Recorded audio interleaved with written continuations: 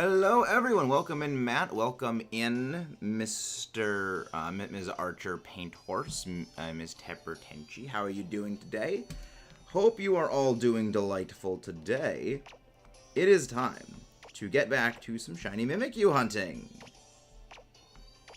There we go. I'll figure out the rest of the sorting of the boxes later. But hello there, everyone. Hope you're all doing well. It's gonna take some getting used to the Alola control scheme again. Let's see, Paniola Ranch, Paniola Town. There we go. Hello, everyone. Mudkip Lemon. Yes, we have an early one today, everyone. We've got some more Indigo disc thingies that are gonna go live later today. So the regularly scheduled stream had to be moved. Oh, it's got a Roto power. Let's see. Please be something useful. Please be something good. Egg power? Okay, experience power. Or is that prize power? Amazing power. Already XP points. Not really too helpful because I don't really play this game much anymore. But at least it's helpful. Bag. Got Rotom Rotom powers. It's still interesting to think that the Rotom powers kind of preceded the eventual addition of the sandwich powers that we got in Scarlet Violet in a way. But I'm gonna have a video. Don't ask why I'm here while in heck. Oh, I understand completely, Mudkip, why you're here. SOS Pikachu when we don't need Pikachu. We will not be SOS chaining Pikachu. I will not dedicate more time to Pikachu. I'm eepy, but good. Glad you're doing well. Glad you're doing good. But yeah, today's going pretty good so far. Who's pinging me? Why am I getting pinged? Why am I getting pinged? Alright, so we've gotten... So yesterday we got Feebas. We finished the Milotic family. So we no longer need that. We did a bunch of Dura eggs. Like we are over odds for Duraludon. We should do it just to spite Ash. You know what? Mudkip? If Ash manages to get into the semifinals of the EBL, I will do a Pikachu SOS hunt just to spite her, alright? There we go. Alright, I will do that. Pikachu gets enough attention, but he is cute. Ash would agree with you on that. Ash would very agree on that. Also, for those wondering why I am on Stoutland rather than Tauros, the default movement speed of Stoutland is actually faster than the default movement speed of Tauros. Oh, right, replay buffer, activate. I'm not gonna lose to the forehead, alright?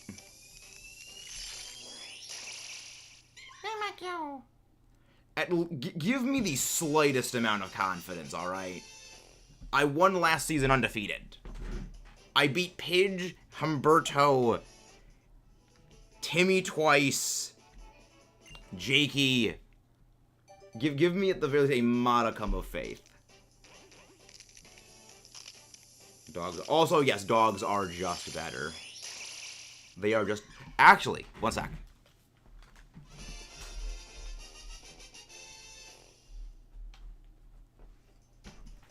Speaking of dogs just being better, they are my dorgs. They are my dorg.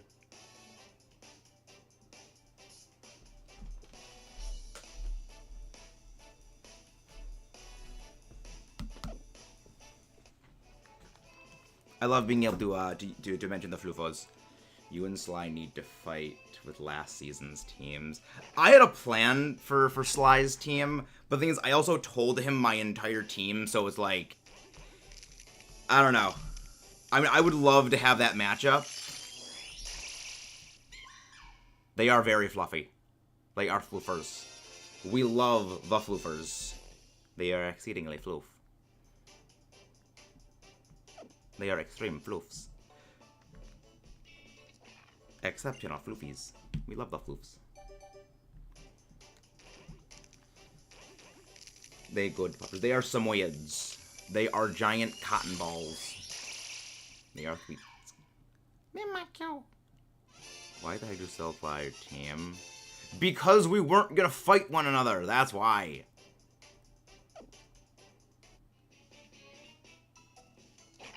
Yeah, his plan was Magearna in the back of the team, and he didn't even bring Weavile, or he wasn't going to bring Weavile. So, Chandelure basically just destroyed him. Would have basically just obliterated him.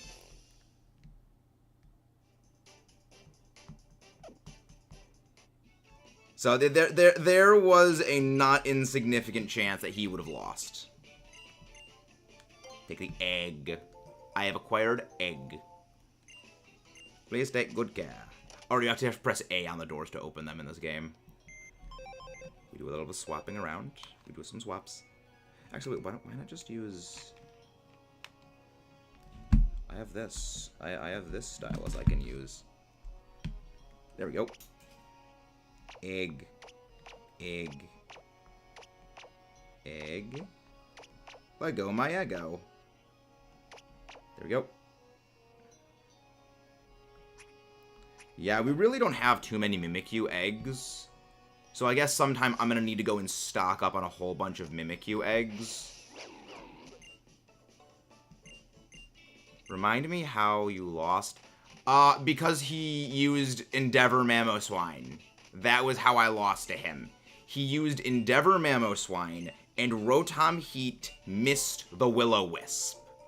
Had Will-O-Wisp hit, the freaking Zygarde would have been basically unable to take down Rotom. I lost exclusively because he got lucky. Alright? I lost because he got lucky. Something I will not allow to repeat again. Hello, James. Welcome in. Oh, skills you. Yeah, you're right. You're right. You're right. You're right. You're right. You're right. You're right. You're right. You're right. You're correct, Mudkip. You're vaguely correct. My mouse is out of commission. Do you at least have like a trackpad for your computer, or like you have a laptop? That's not good. That's not a good state of things. Yep, 3DS. We're doing some throwback to Alola. It's Alola. I think the worst way to lose is by avoids. Yep. Yeah, it is the worst way, but the thing is, that's kind of the gamble when you use inaccurate moves. But also, it's like there's something when they only have like inaccurate moves. That's the main reason why I wish all. It's why I wish there were just better rock type moves, because all of the good physical rock moves, air quote good, they have such poor accuracy for what their power is. If you lose, you're streaming Roblox. Well, the thing is, I don't even know if Sly and I are going to be matching up against one another, because I've never played the Alola games. I enjoy them. If you're going to play the Alola games, get Ultra Sun and Moon. Do not play regular Sun and Moon. I call them Ultra Alola. They're just better versions of the initial base games. It's almost the same story, but just with way more features and stuff. It's just a vastly better game. Eggs. In these trying times, I offer you an egg. Crack, crack, crack the egg into the bowl. Egg. MIMIKYU. I love it. Yeah, we're nowhere near Zods for this thing, so we've got a heck of a time. We're gonna have a heck of a heckin' time. Yes, UMUS. See, my preferred way of saying that is awesome, because Alola is awesome. Because awesome sounds like awesome. Which, I mean, I do legitimately love the Alola. I do legitimately love the Ultra Alola games. I think they are actually very, very good. Yeah, same game, but better. It only differs after, I think... They diverge after a certain point, but that point is pretty much around the equivalent of Gym, like, 7 in most Pokemon games, because the Alola games don't have gyms, they have island trials. I've noticed Mimikyu's Dex entry says a disguised form and applies eventually because it's an undisguised form. I don't know if we'll ever get an, well, no, there's disguised form, then there's busted form. Busted form is when its head goes sideways. Because disguised form means its ability to disguise has not been broken yet. That's why it's disguised and busted. MIMIKYU, including Inner Agent 3. Actually, if you lose a slide, you have to stream the entire Octo expansion. Alright. Alright. Alright, I will do that. Truth.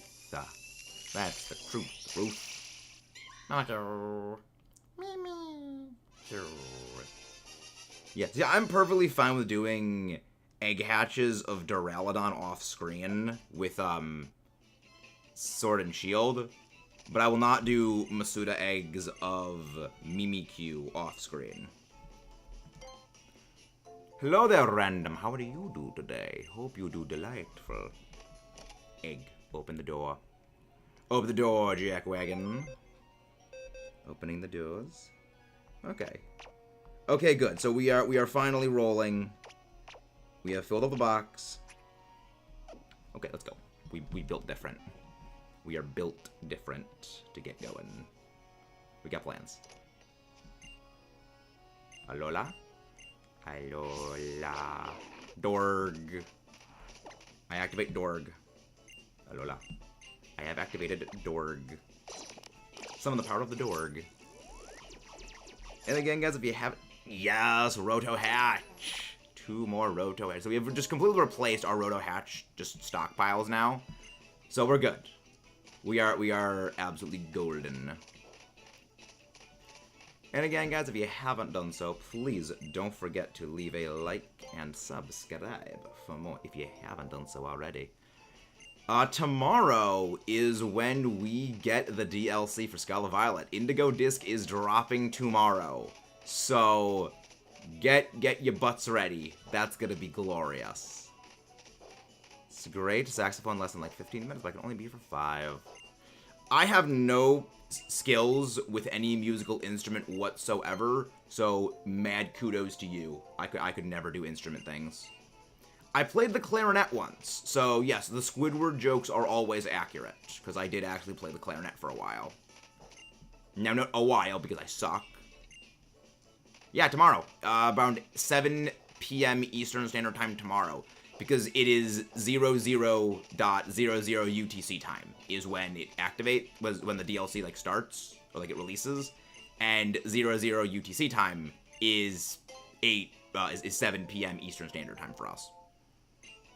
If it releases at 1 p.m., 1 a.m. UTC time, then that's at 8 p.m. Eastern Standard Time. So perks of existing on the East Coast. East Coast, Beast Coast, West Coast, West Coast. Get that. Egg, we take the eggs. Egg. Hello there, Oma, how do you do? Hope you do delightful. My skills are something and a knife for reasons we won't get into for now. Makes sense. Hello there, we have a surprise for you. I have an egg. I've acquired an egg. Killing a piano, saxophone, violin, a bit of a musicalist. I'm gonna be playing offline to avoid any spoilers, but I want to experience Kira's stuff organically. Honestly, that's the right way to do things. There is nothing better than organically experience things, which I actually have something to, hello, Magrabi. There's actually something a bit about that temper that goes into one of the reasons why I will avoid spoilers to things. Is one of my friends, when they played Scarlet Violet for the first time, they actively avoided spoilers.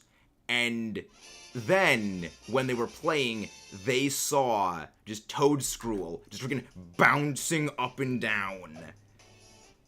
When they went for their first seeing of Toadscruel, they saw it on the map. It was like, what the hell is that thing? And then they saw the thing, like, it's movement of just the thing bouncing up and down. And they found that hilarious. And they told me later, had they seen Toadscruel in, like, a list of leaks, they would have hated it.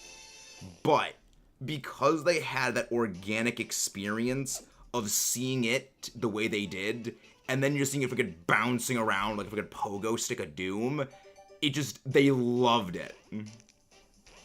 Which is why organic discoveries are always better than just looking up a list and saying, oh yeah, this is what exists here. That's lame.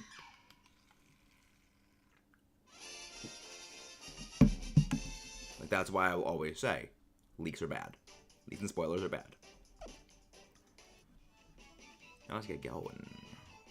Give me some shiny MIMIKYU. I mean, MIMIKYU is still pretty under odds. I actually released about 60 MIMIKYU right before we started because I needed to clear out some space. MIMIKYU. I don't even the trailer for the Teal Mask initially. I got Nestor Kieran, and I've been following alleged leakers. But yeah, Toadscruel's peak. It's great. Like, anytime I see Toadscruel walking, or like that running animation they have, I just choose to imagine like the Squidward walking sound effect plays anytime they take a step of that. Just, it's so fun. It makes the Toadscruel family so much more entertaining. Which again, they're pretty entertaining as is. But just that takes it to next level comedy. We have an egg! More egg acquired. Hello there, dear friend the forehead. How do you do today? Oh. Dunsparce. Dunsparce is just great. I'm so glad they actually made an evolution of Dunsparce. Like, I'm so glad it actually exists. Just for the comedy value of, like, it exists. Like, just for the comedy value. Actually, yeah, go there. Actually, move this to there. There we go. Nope. Totally secret meat stash. I love how mad people got over it. Well, the thing is, this is what I've always said about a hypothetical evolution for Dunsparce. There was never a chance in heck that an evolution to Dunsparce would ever be well received, because it had been mythologized to such a degree where people built up the Dunsparce evolution is gonna be like a pseudo-legendary, it's gonna be like Rayquaza, it's gonna be the greatest thing ever.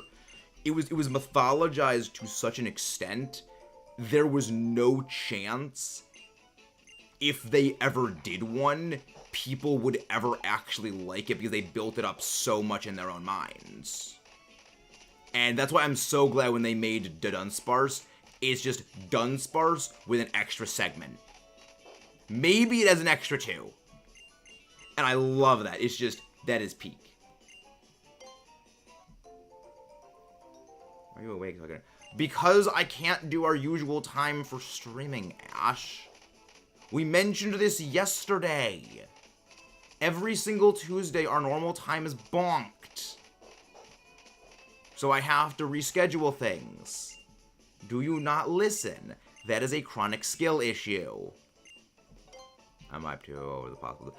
I still am skeptical on the Dipplin evolution. If anything, I think Dipplin's gonna get like a terrestrial form, and that's a bit unlikely. I think it's a bit of a possibility it gets like a special form. Like, not like Blood Moon Ursaluna, but like it gets a special, unique form. I don't know exactly, but like, it kind of like Blood Moon Ursaluna, where it's a slight diversion from it. But we don't know. Plus, let's not forget time savings. What time savings? What time savings? Something only, yeah. I don't think that they'll do something only Kieran can activate. Because unless it's something like Eternamax Eternatus, I don't think they're going to be doing forms you can't obtain. I want a regional version of the starters, if that's possible. Well, I mean, they did regional variants of starters. They did that with Hisui, aka Old Sinnoh. Goodbye with saxophone. Goodbye for saxophone things.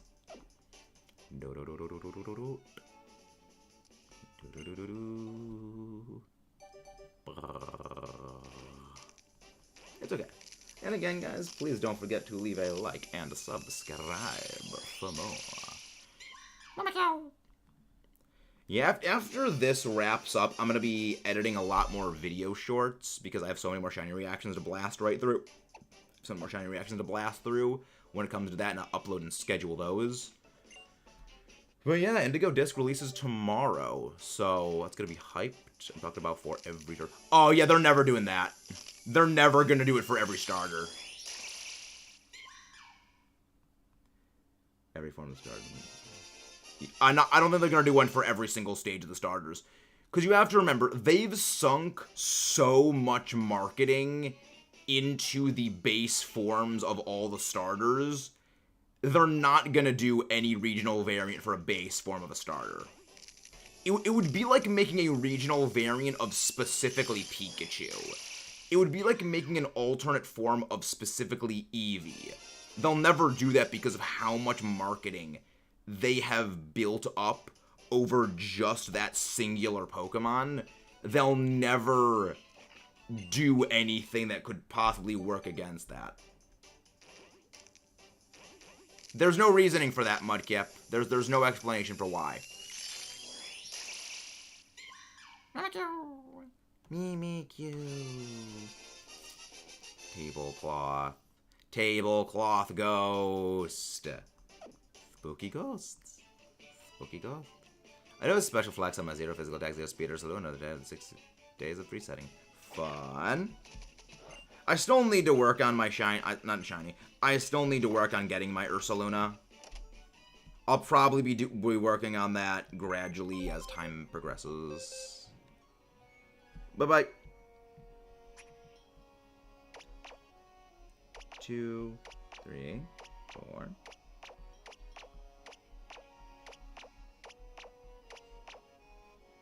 There we go. Go. I go running, Mudkip. We do not just remember that phrase has a different meaning when you yell at Sly Man Boomer Guy. So just make sure you're aware of who you say that to. Sly Man of Boomer. Sly Guy of Boom. Alright, I think that's Roto Stealth. Roto Stealth? Roto Catch is okay. I mean, those could be helpful when it comes to shiny hunting legendaries in this game. I have a reason. Is it allergies? Is it allergies, I assume? I assume it is allergies. LRG?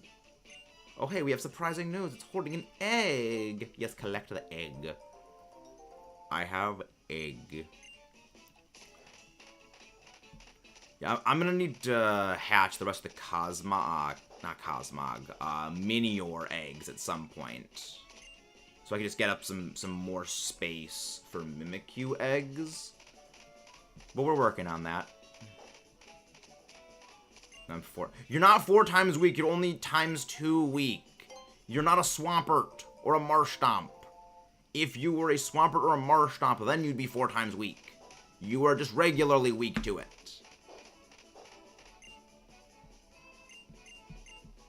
That is not how typings work, Mudkip. Mudkip has already touched grass. I call Torterra with grass type, but he made Mudkip not touch grass. It's super effective for you. No, it's Lorantus. With him, it's Lorantus. Or Fomantus. Fomantus. It's gonna be fun. It's gonna be good. Hey, it's an egg! We have acquired egg. I will take egg.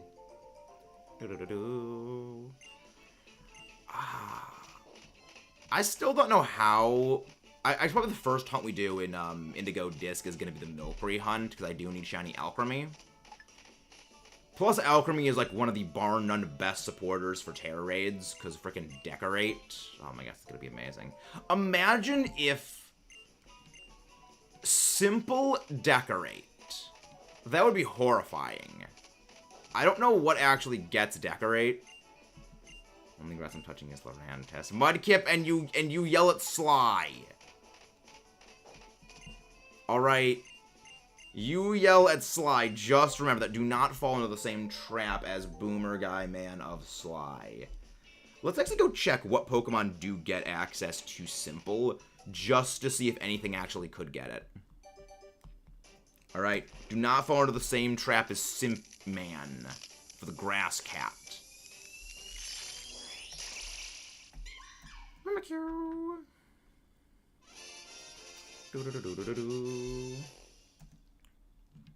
Let's go see what actually does get Simple, because I am actually very curious for this.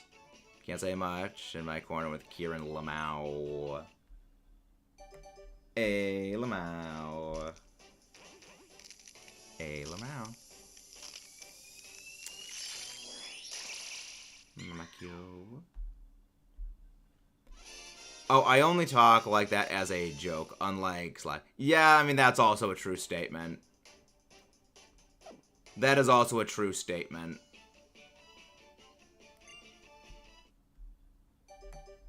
There's a reason Sly unsettles us. Simple Pokemon. MIMIKYU. So let's actually check what gets the ability of Simple. Because I don't actually know off the top of my head what does. I feel like that, like, again, Simple Shenanigans could be, like, the most OP thing in the world. In the world, though. I will never forget that freaking Decorate coaching Simple strategy we did against Ho-Oh, where it was Simple Beam onto, I think it was Lairon, then Decorate, and coaching. And then it was immediately +6 Lairon for, like, Max Rock, following at one-shot Ho-Oh. That was awesome. Alright, let's see. Simple. Users of Simple. MIMIKYU. I think I truly simp for his Marsh. Stop burning in hell. Oh my god. I mean, honestly, fair enough. Fair enough. You do have a very passionate hate for that thing. Okay. Alright, things that get Simple are Bidoof family, Swoobat family. Really?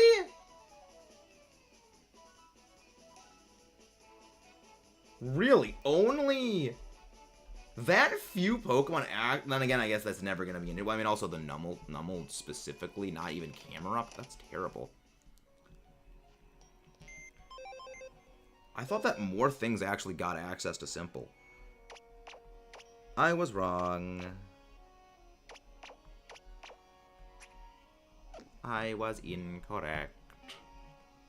We're just barely maintaining, like, a slightly the 3D model of Marshtomp can burn in hell. Yeah, sure. I mean, Marshtomp's a regular, like, sprite from back in the day was not bad. The 3D model is ugh. Yeah, the sprite's okay. The sprites are okay. I do prefer pixel art style over the 3D models. But it's not that I don't like the 3D models, I just prefer the sprite arts. I require more eggs. I require egg. I require an egg. It is dangerous to go alone. Take this egg. Hey, we have surprising news. Your Pokemon is holding an egg. It's holding right there. Yeah, let's go. Let's grab the egg.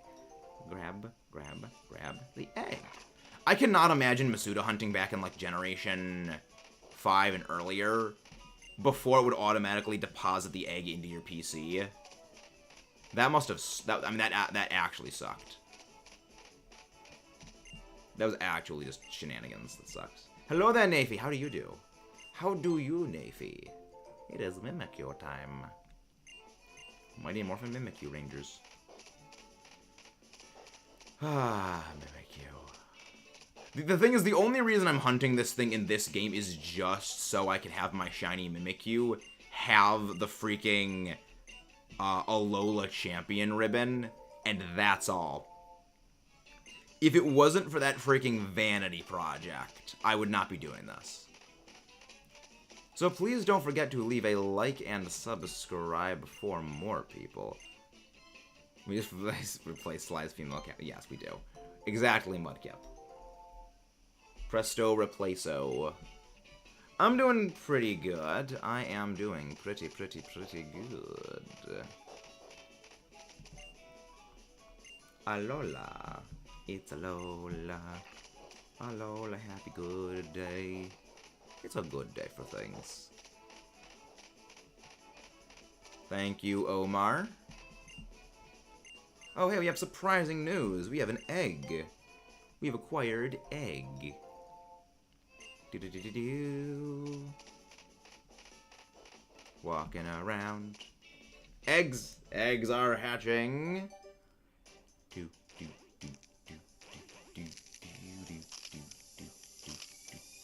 What's in the egg? Not a shiny. I have officially hit 30 shiny Psyduck on my alpha shiny hunt. So, what are the odds of getting an alpha to spawn in, as opposed to just the regular non-alpha? So, what are those odds? Because I actually don't know what they are. Bagel?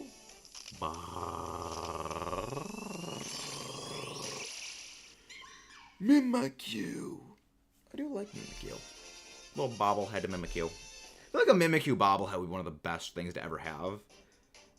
Pokemon, get on that. Get on making a bobblehead MIMIKYU thing. And then I'll use one immediately. Take a step. Take a step. Take a step. Take a step. Step. Step. Step. Step. Step. Step. Step. Step. Step. I will not forehead. I will not giga forehead lady. Sounds like you just need to get good. If you do not mind. Remember, everybody, if you see a pink space dragon, attack it with a belly bolt. Belly bolt.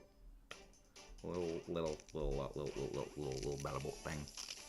I still got to, at some point, make my list of my favorite Paldea Pokemon, because there's a lot of Paldean Pokemon I really like. There's a lot of great ones. I'll probably make that after the DLC releases fully. Actually, I guess what I could do is I could do the top 11 favorite Pokemon in Paldea, and then do my, 5 favorite Pokemon from the DLC. Yeah, I just use Azumarill on both of them. Like, Azumarill is pretty much the best overall. I also would recommend, if you want to support Pokemon, go Grimmsnarl, because even though Grimmsnarl is weak to Dialga's Steel Beam, it does actually survive a Steel Beam if you build it with special defense and you build it with HP. And then you just use Spirit Break. I love Terapagos. Save the Moonball especially for it. Yes, another Roto Hatch. Well, here's the good thing, Temper. You can just save right in front of it and do that over and over again. Because for Miraidon and Koraidon, I caught those in a Beast Ball. So,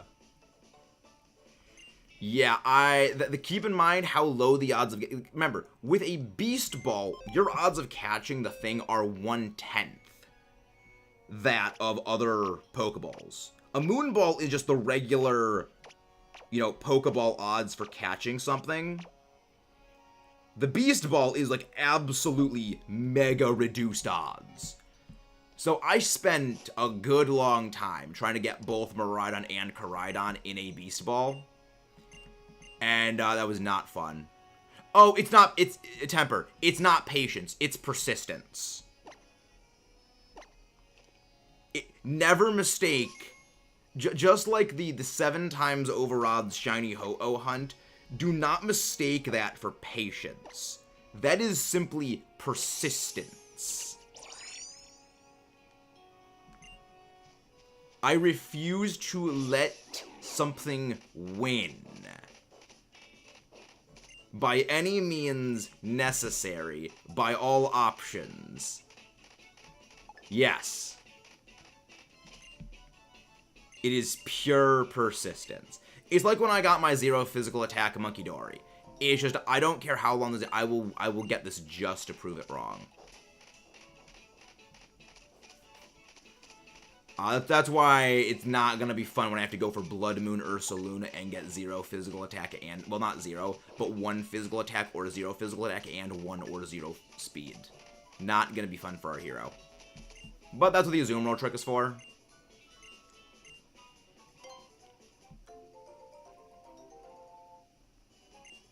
Ash Deerling was not persistent. Deerling is a parasite. And the Deerling doesn't even work anymore, because it's not even our most frequently caught shiny anymore. That's Eevee. And I still hate Eevee. But Deerling isn't even our most frequent shiny anymore. So you can't even use that. So get a new bit. Absolute skill issues.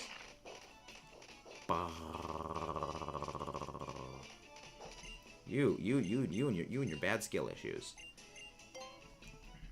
Just remember the typos. I had 10 beast balls in my Scarlet copy, transfer them to my Violet just to catch him a ride-on with 1. Yeah, I just used the 1. Okay. I only dislike Eevee because of the way that certain people get about it. Because originally we were just indifference to Eevee. But then as time went on, when people were like, you know, you're not a real Pokemon fan, you don't like Eevee, it kind of grew from generalized indifference to more outright disdain as people kind of got progressively further and further up their own behinds with it.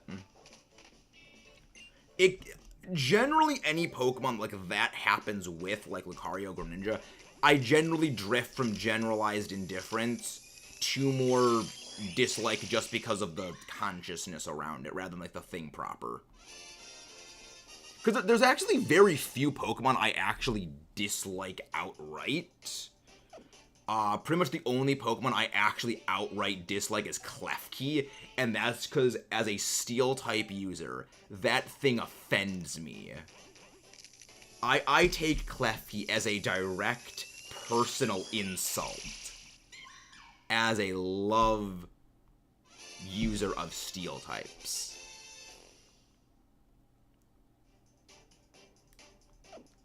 That thing personally offends me. Why he left you.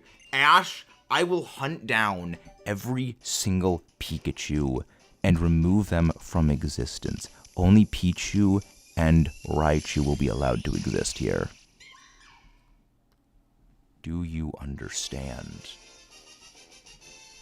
There's a Gen 1, so it's going for it. Yeah, Pokemon pretty much for me started Generation 4. Like, I was not around for Gen 1, 2.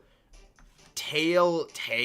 Like, literally, like, the immediate end of Gen 3 into Gen 4 is where I started. And then Gen 5. And then I just did not do anything with Kalos.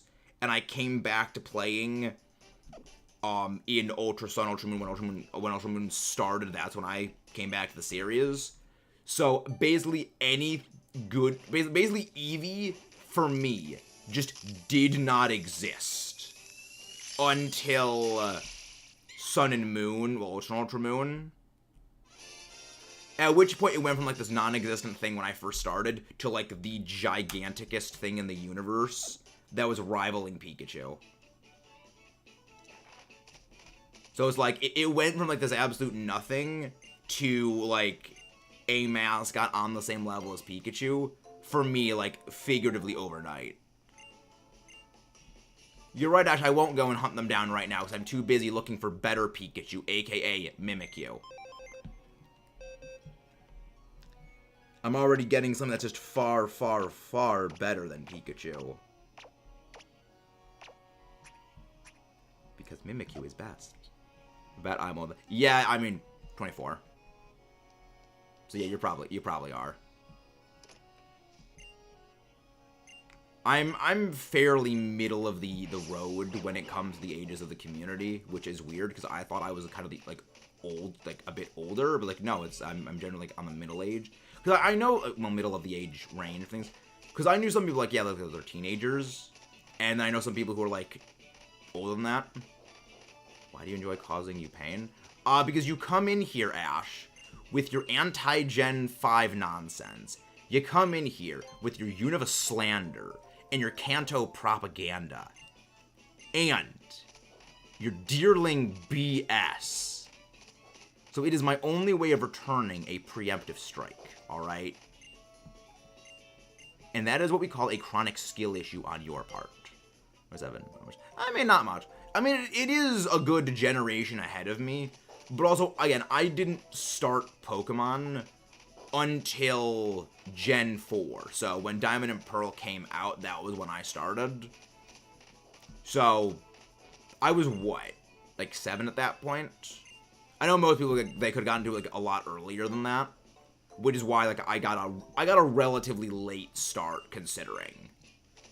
I mean, especially considering when, you know, that happened, I stopped playing Pokemon from Black and White 2 all the way through to Ultra Sun and Moon, because I couldn't afford to get Black and White 2. And then I came back with Ultra Sun and Moon. So basically, I have had a very long time outside of the Pokemon space. Okay, but here's the thing, sir. You can absolutely kick me, but it won't mean you like it. Absolutely kick me, but won't, so that means you like it. Ash, forehead, you're playing with 4 Sis you really do not want to be messing with. Do you want to be banned? I literally just edited a short where you got timed out, and I said, your words were, and I quote, then ban me. So, I am going to do just that. You Giga forehead. See? MIMIKYU. Stay strapped or get clapped, fool. Check yourself before you wreck yourself. I pull no punches. I pull 0 punches. Also, Nafy, take back that Klefki better than Metagross thing. That is slander. The funny thing is, I don't really even use Metagross. Like, when it comes to competitive, I almost never use it. It just doesn't really fit my playstyle. Also, based on, it looks like we get another Roto power from Rotom every, what, like 10 minutes? So even if we get a Roto hatch every, what, hour? We still keep even. The level of intolerance you have for Unova hate is the level of intolerance I have for Kieran hate. I mean, the thing is, I'm actually from New York State. So, you know, Unova is literally my home. Plus, USA #1. And it's the first Pokemon region to be based on the USA. That isn't Ore from a spin-off game. Because Ore is based on Arizona. Yeah, fun fact, there's actually 3 Pokemon regions based on the United States. One of them is just in a spin-off. Yeah, I do not tolerate Unova slander. Unova's name getting dragged through the mud by the internet is the reason the problems within the Pokemon games today exist. Because the Unova slander was allowed to grow as large as it did, as long as it did, has created long-standing issues within the Pokemon community to a greater extent. Those are long shadows that only over a decade later are now finally being rectified. It is because Unova sold so poorly, and because for years Unova got so much hate online, the devs actively distanced the Pokemon series from Unova. It's why if you go and you look at a lot of the media from around the time after Unova, from Kalos into, you know, well into Gen 7 and really only starting in Gen 8, they basically didn't do anything with Unova. The first major thing they did involving Unova since Unova ended was G-Max Garbodor. And had Unova done better, had Unova not been blasted online, we would have had basically Unova-level Pokemon stories where the story is the primary focus of the game, where we have a greater emphasis on the new region itself, not the old favorites. And just imagine how that would have gone, because they've shown with how much of a story focus they've done with Paldea.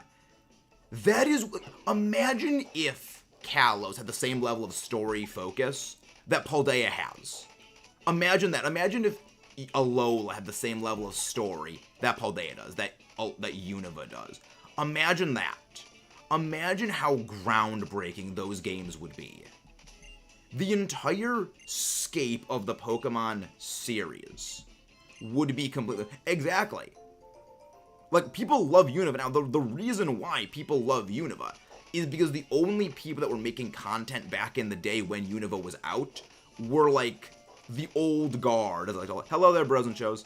It was the old guard. It was basically these very, very entrenched early Gen 1 players that the break of distancing themselves from the earlier games was like, it's an incompatibility thing. Whereas, like, these minor... The other thing was, it was misunderstandings. Like, people legitimately thought that no old Pokemon were ever returning in Unova, which is what spurred on the dislike. I mean, also furthering, there were actively large portions of the internet cultivating disdain for Gen 5 by deliberately lying to the community just to sow disdain for it, which could be the problem. Sorry. Now I get back to my 8-bit Pokemon. I mean, I do like the pixel art looks. I do like those pixel art looks. But just imagine, had that not happened, had Game Freak front and center knew people love Unova. Look, the thing that shows the quality that is Unova on its own is that even with Pokemon Company and the vocal community actively suppressing Unova for nearly a decade, Unova still has shot up basically the ratings of most places. Unova is now pretty much at near the top of most people's ratings for Pokemon games. Like, that, imagine what would have happened had, like, that stuff not happened. Imagine how different the landscape of the community would be. But yeah, glad to have you here, bros and shows. Otherwise known as formerly Hockey. How do you do today on this fine, lovely morning? MIMIKYU. I feel very passionately about this.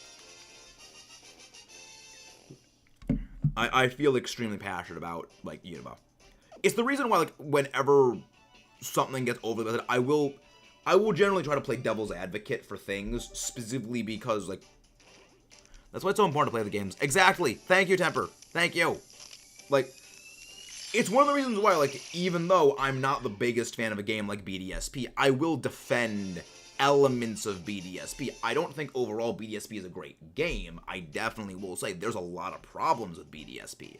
However, there are features and inclusions of BDSP that I do think are legitimately good. Things that I will say, like, people are being really, really unfair to these games about. You know, the main one is, like, I'm really glad they included, EVs for the, like, large numbers of opposing Pokemon, which they did that back in Ultra Sun, Ultra Moon, but they also gave them new items. Like, they gave them, like, competitive grade items, better move spreads, like, and I like that. You know, they did what they could with what they had, and I think that is very admirable, especially, like, to stack up the difficulty when, yeah, players had been saying, we want more difficult games for a while, so they actually were listening. I'm doing well, King Saris. I'm doing very, very well today. Just looking for some shiny Mimikyu, but not getting any. So yeah, it's interesting. But yeah, you know, even if I have very strong feelings on certain things, like, I don't care for Legends Arceus. But I will say there were good things that Legends did. You know, it's, for me, I look at games in the way of, is it a good game, as in, like, a good game intrinsically, and then, is it a good game for the series? It's the same way I look at, like, most media in general, where, like, I love the original Godzilla, you know, big fan of Godzilla. But, as a Godzilla movie, the original Godzilla is a really, really bad Godzilla movie. It is not a fun movie. It is very dour, very depressing, very grim. It's a horror movie. You're not watching that movie and expecting, you know, yeah, we cheer when we see Godzilla fight. It's like, no, you're horrified. But it's a fantastic movie. And then, you know, you watch a movie like Godzilla Final Wars. Its story, its characters, it's flat, it's a cardboard cut out of everything. It is basically a 2-hour montage of Godzilla going around the world, following a giant flying drill ship, laser blasting just about every monster it has fought over the last, 60 years at that point? Like, actually, no, it was 40 years at that point. No, 50 years, yeah, because it was 2004. Just laser blasting almost every monster it fought over the last 50 years. It's a great Godzilla movie, but as a movie, like, no, there's, like, no story. It's absolute nonsense, and that's why I love it. I'm good playing myself, doing white to fun. Delightful.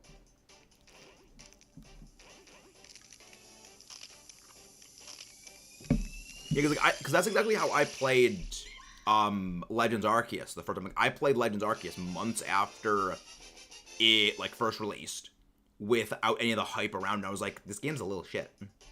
Like, it's not bad, it's a bit grindy. You know, I like my battles. You know, for me, it's like battles are the fun part of Pokemon.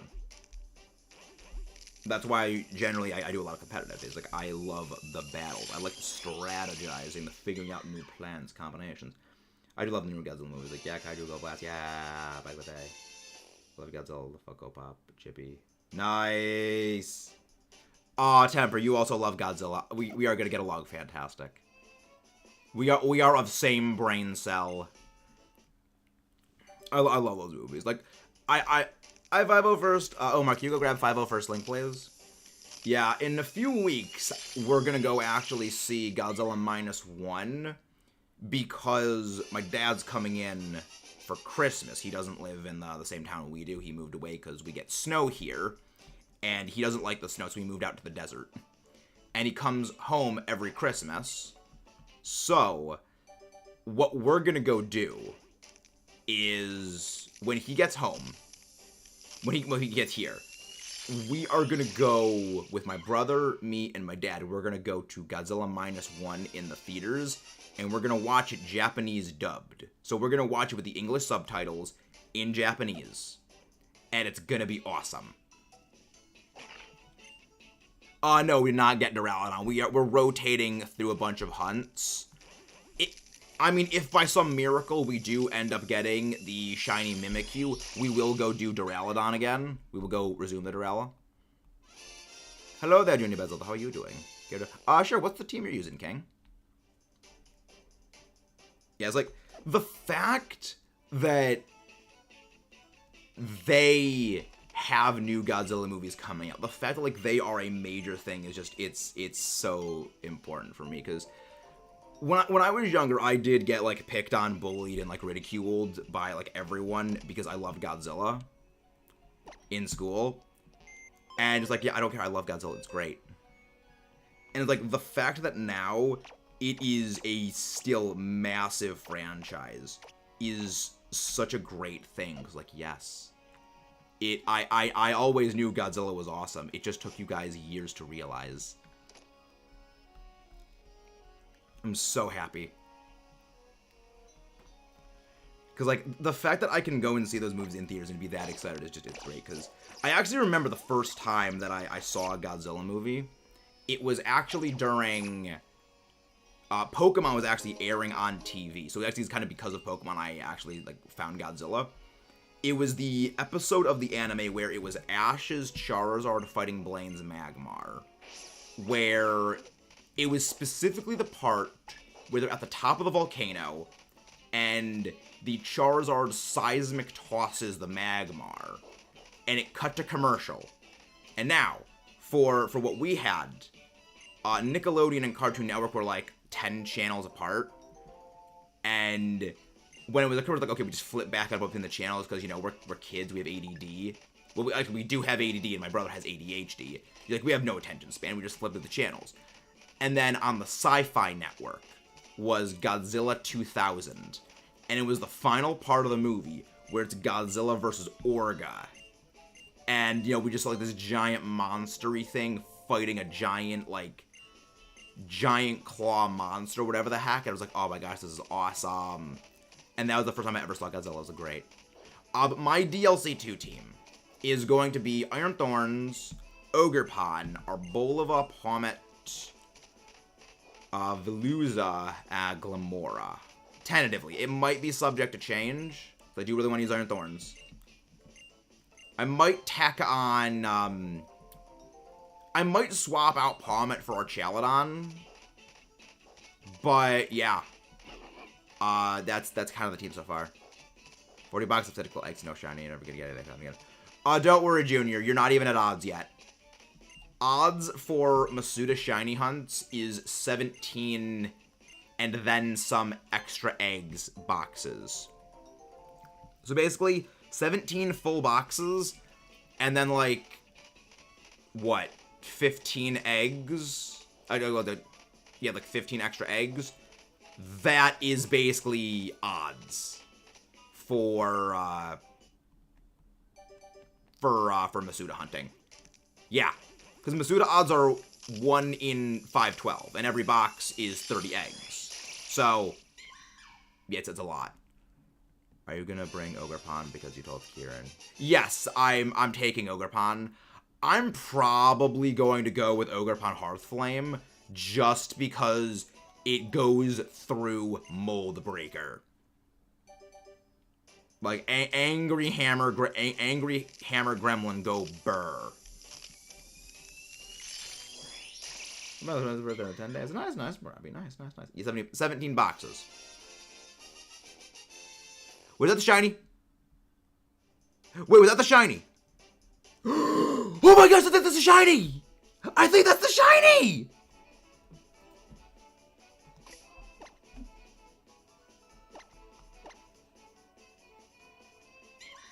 It is the shiny!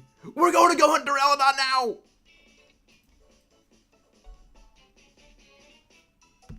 Oh my gosh, that's great. Well, we're done. We're done. We are going to Durala. We are going to Dura. Oh.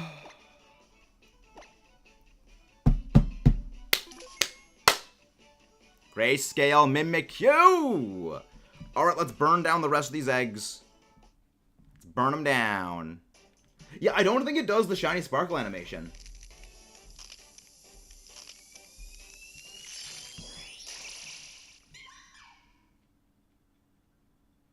Yeah, it doesn't do the animation. There is no shiny sparkle animation. The shiny luck do indeed be real. So this is Mimikyu, under odds. Feebas, under odds. Milotic, under odds. Everything is going really well. Oh, we win. This is a win. This is an absolute win. Don't forget to leave a like and subscribe for more for the shiny. And share this out to your friends. Share this out.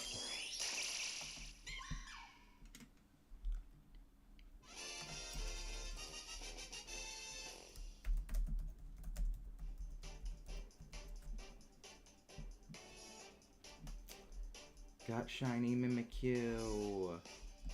Got shiny Mimikyu. Shiny hunting Archaludon.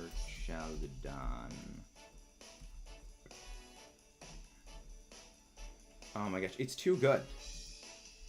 Today is just going too well. I knew it was a good idea to do this early hunt. I knew it was too good. It's too Mimikyu is too powerful. It's too powerful. Midnight is gonna be so happy. My zero should be bound as nature appling with full odds. Nice. Nice. All right. Mimikyu. Bold. Oh, it's General Kenobi. It is Obi-Wan Kenobi, the Mimikyu. You're a bold one, General Kenobi. Oh my gosh, I love this. I love this and everything it stands for. Good morning, Kayla. You just missed us getting the shiny Mimikyu. But how are you doing today, Kayla? We are 2 for 2 on shiny Masuda Pokemon. We are 2 for 2 on under odds Masuda shinies in Alola. Because we got Grubbin in less than actually at exactly 30 eggs. We got Mimikyu. This in total we probably have done maybe eight boxes total, so this is half odds at minimum. Gizzy team is Delphox Decidueye, Sylveon, Berserker. Ooh, I like Berserker. Oh nice, you have a Grass, Fire, Water starter core. I love it. Lola Ninetales and Empoleon. Fun. Glad you're doing well. Glad you doing well. Yeah, now we're just gonna go to Archaludon. Now we're going to Archaludon. It's just the games are saying no, we will get you every single shiny, and then you will go and you will do Archaludon. Like we want you to have Archaludon. I'm doing fantastic. There we go. Eggs are hatching. The eggs go hatch. The eggs go hatch. Mimikyu. Mimikyu.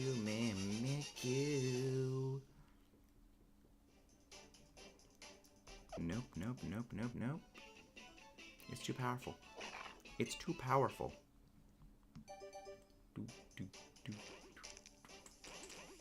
That's a good thing Ash wasn't here because this is better Pikachu. Mimikyu. Let's go, everybody. It's too good. I think that's another shiny to check off onto the list, and I'm gonna go get the Paldea, the Alola. I have a feeling that there's gonna be a Fairy type, a Dragon type trainer is gonna be giving a hard time. Ah, yeah, the Fairy was gonna be. I mean, if you have a Steel type, you should be fine. Well, then again, we know Drayton has a Flygon on his team from what the trailers have seen, so that would give your Steel types a hard time. Now, when you say Decidueye, are you using regular Alolan Decidueye or Hisuian Decidueye? Because I feel like Archaludon might be a bit of an issue. Archaludon is going to be a big problem. And I love Archaludon. I still want to know what frickin' Archaludon's stats are going to look like. Like, I just want to know what its stat line looks like. Ah, regular. Okay. Well, I mean, you have a ghost type. It is a ghost type, so that could happen. That could help. Yeah, Hisuian Decidueye. Good. The fact that they buffed Hisuian Decidueye in the changeover from Legends into Scarlet Violet is insane. Like, why would you make triple arrows even stronger? I mean, both are good. Both of them are fantastic. Rotom Dex. Lato. Roto Catch. Again, every Roto Catch is helpful. If we ever do any more Roto Encounters, if we ever do any more shiny hunting in this game, they will be very beneficial. Rotom Power Effect wore off. Nope. Saving the game. Saving the day. Bulk, maybe. It is going to be bulky. The specific little write-up they gave for it said that it basically sacrifices mobility for a more stable center of gravity, which, to my ears, sounds...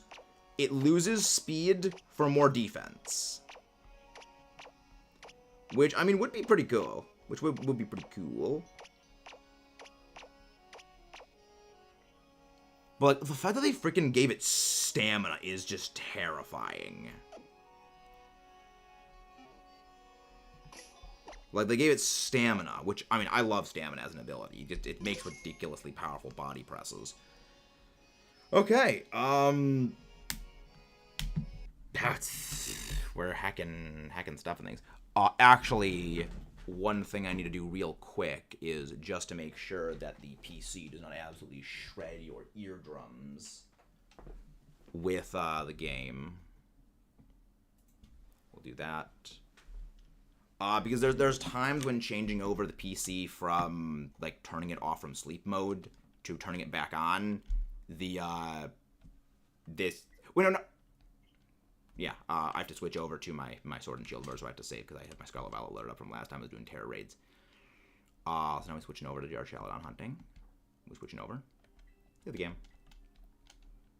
Saving the game. I am scared. I am scared of Archaludon as well, so it is a very valid thing to be scared of Archaludon. Stamina Assault Vest. Oh. Don't even start with that, Omar.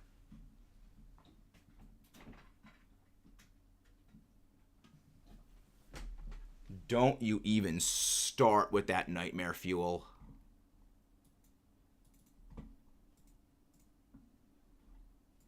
Like, I mean, I look forward to the thing, but that's going to be terrifying.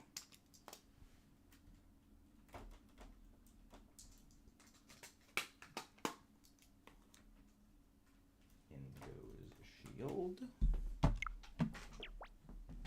There we go. Like, we're not, 1 hour in and we got the shiny. Scary. It's a valid thing to be scared of Archaludon. Because, like, the thing I wonder most is just... what's its special defense gonna look like? Because Duraludon's one bad stat is its special defense. So, will they keep that? Because I have a feeling they're gonna take down its speed from, I think, 85 to maybe something in the 50s, maybe to the 40s or 30s if they're really feeling generous. I would assume the way you evolve it is like Electroshock. Yeah, they've been really distancing themselves from trait evolutions as of late, Junior. Because the devs are starting to realize, yeah, people absolutely hate trait evos.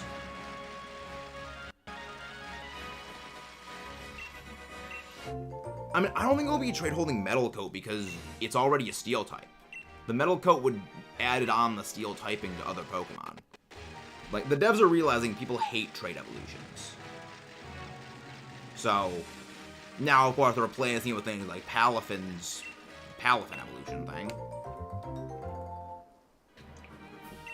But they are realizing people hate them.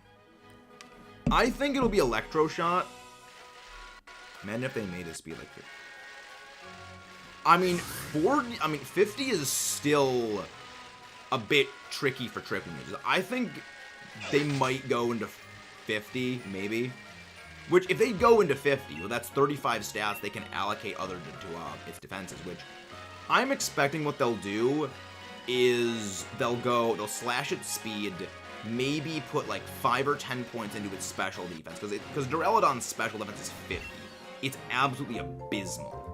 You know, maybe buff that up to maybe like 65, maybe 70 if they're feeling generous, and then maybe put some more into its special attack and maybe a little more into its physical defense. Hopefully it's not a trade deal. I've always found them annoying. It wasn't until Gen 6 they did. Yeah. Thunderdome would be interesting. That would be interesting. Yeah, if they tack on like 15 points to its special defense, and then 10 in its defense and 10 in its special, like that'd be pretty okay. It wouldn't make Archaludon like a super heavyweight mega monster, but it would make it, you know, respectably more dangerous than it was. I mean, Duraludon at present and back in Sword and Shield, it was okay. It wasn't great. It had a lot of problems, but it was usable. It was good in doubles. But with Archaludon, it could have some tech in there. Duraludon. You know, of all things, I'm kind of glad Duraludon is, like, siphoning off the bad luck for our Masuda shiny hunts. Whereas, like, Duraludon will be the one that takes forever. But we got Mimikyu, we got Feebas, we got Milo. Maybe we'll even get shiny Minior quickly. Via Masuda, nothing. Maybe we'll get it quicker. But I'm just so happy. I'm so excited. And I just can't hide it. Shiny MIMIKYU.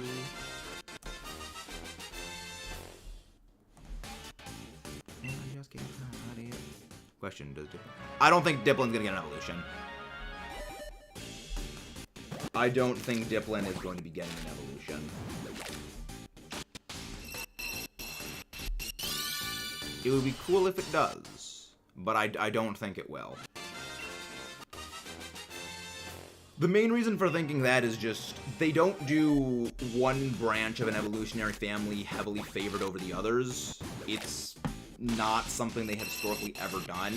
Because the closest they've ever done with something like that was Galarian Mr. Mime, where Galarian Mr. Mime has the Ascended evolution of Mr. Rhyme, but that's not a branched evolution. You can't choose to have your Mime Jr. evolve into either Kanto Mr. Mime or Galarian Mr. Mime. It is when the egg hatches, well, before the egg is even made, the items held by the item held by the Mr. Mime and the region you are playing in is what decides if it will eventually be a Galarian or a Kantonian. The only way to influence that is if you get a Galarian Mr. Mime bred Mime Jr., put it into Pokemon Home, and then put that into either Legends Arceus or into BDSP. So basically, you have to put a Mime Jr. that in any other circumstance would evolve into a Galarian Mr. Mime into a game where Galarian Mr. Mime simply does not exist in order to get it to evolve into a Kantonian Mr. Mime. But if you take a Kanto Mr. Mime bred Mime Jr. and put that into Galar, it would always evolve into Kantonian Mr. Mime. So it's not really a branched evolutionary family in the same way that something like Eevee is branched, where every member is equal. It's more like they're just two parallel evolutionary families that just have a common species, but they don't intersect one another. I get off work, I'll be hatching 18 boxes of eggs. Yeah, that's when you get to odds. But remember, Junior, when it comes to Pokemon, odds mean jack squat nothing. I believe. Yeah, Sandy Shocks, I would say, is criminally underestimated. Like, is it great compared to like a number of other ground types? There's definitely some deficiencies, but it's like what 101 speed for a ground type with like earth power. That's pretty good. It's pretty fast for an electric type. You know, for a ground type, it's fast. For a ground type, it's, you know, blitzingly fast. It's, I think it's got like what 121 special attack. It's not bad. I think it just gets really heavily overshadowed by other paradoxes, which, I mean, when you're dealing with the other paradoxes, they're the other paradoxes. They're freaking fantastic.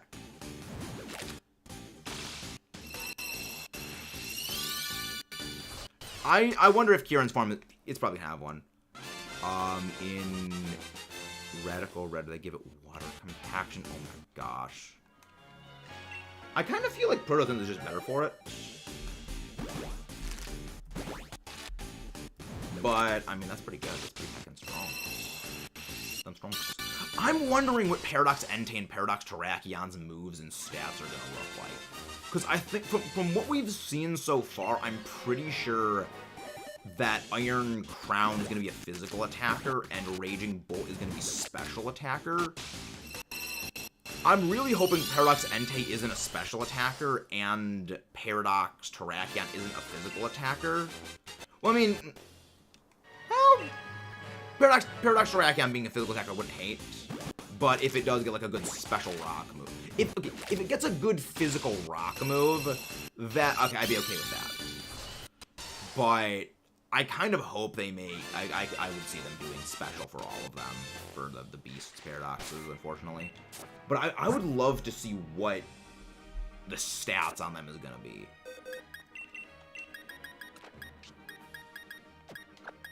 I would love to see that. Let's see, Sandy Shocks. Base stats of the mechanical metal machine. The unholy one. Yeah, 85 HP. 85 HP, 81 physical attack, 97 physical defense, 121 special attack, 85 special defense. Honestly, its stats are pretty good. Like, its stats across the board are fairly balanced. And that's very good. You know, nothing is, like, too extreme. Question. They will not give Milotic a second typing. If they gave Milotic the fairy typing, that thing would be broken.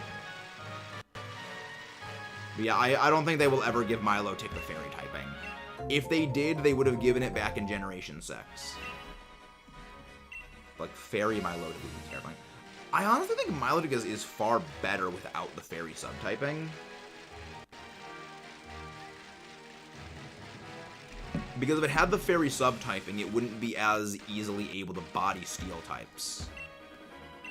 Because, like, that's one thing that Azumarill kind of suffers from, is, even though it is a fairy type, so it gets those good fairy matchups, as a water type, it can't really handle steel types in the same way that other water types are able to.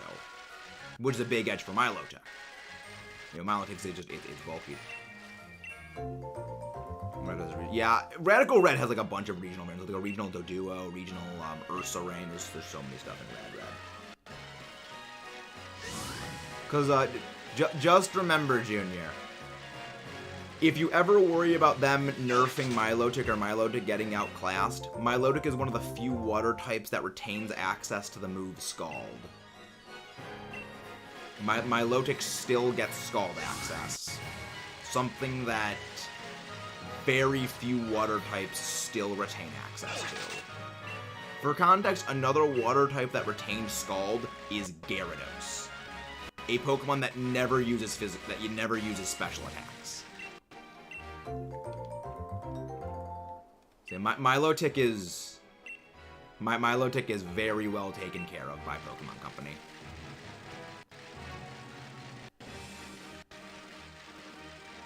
Ground Fairy. What am I joking with? What do you mean? What am I joking? Because like the huge latency kind of makes a little conversation difficult.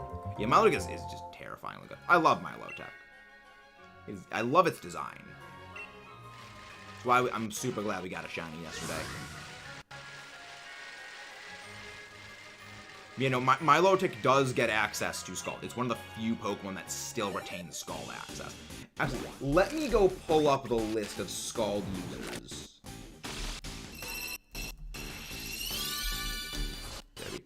I'm just hoping they show Gen 3 love in the next couple games.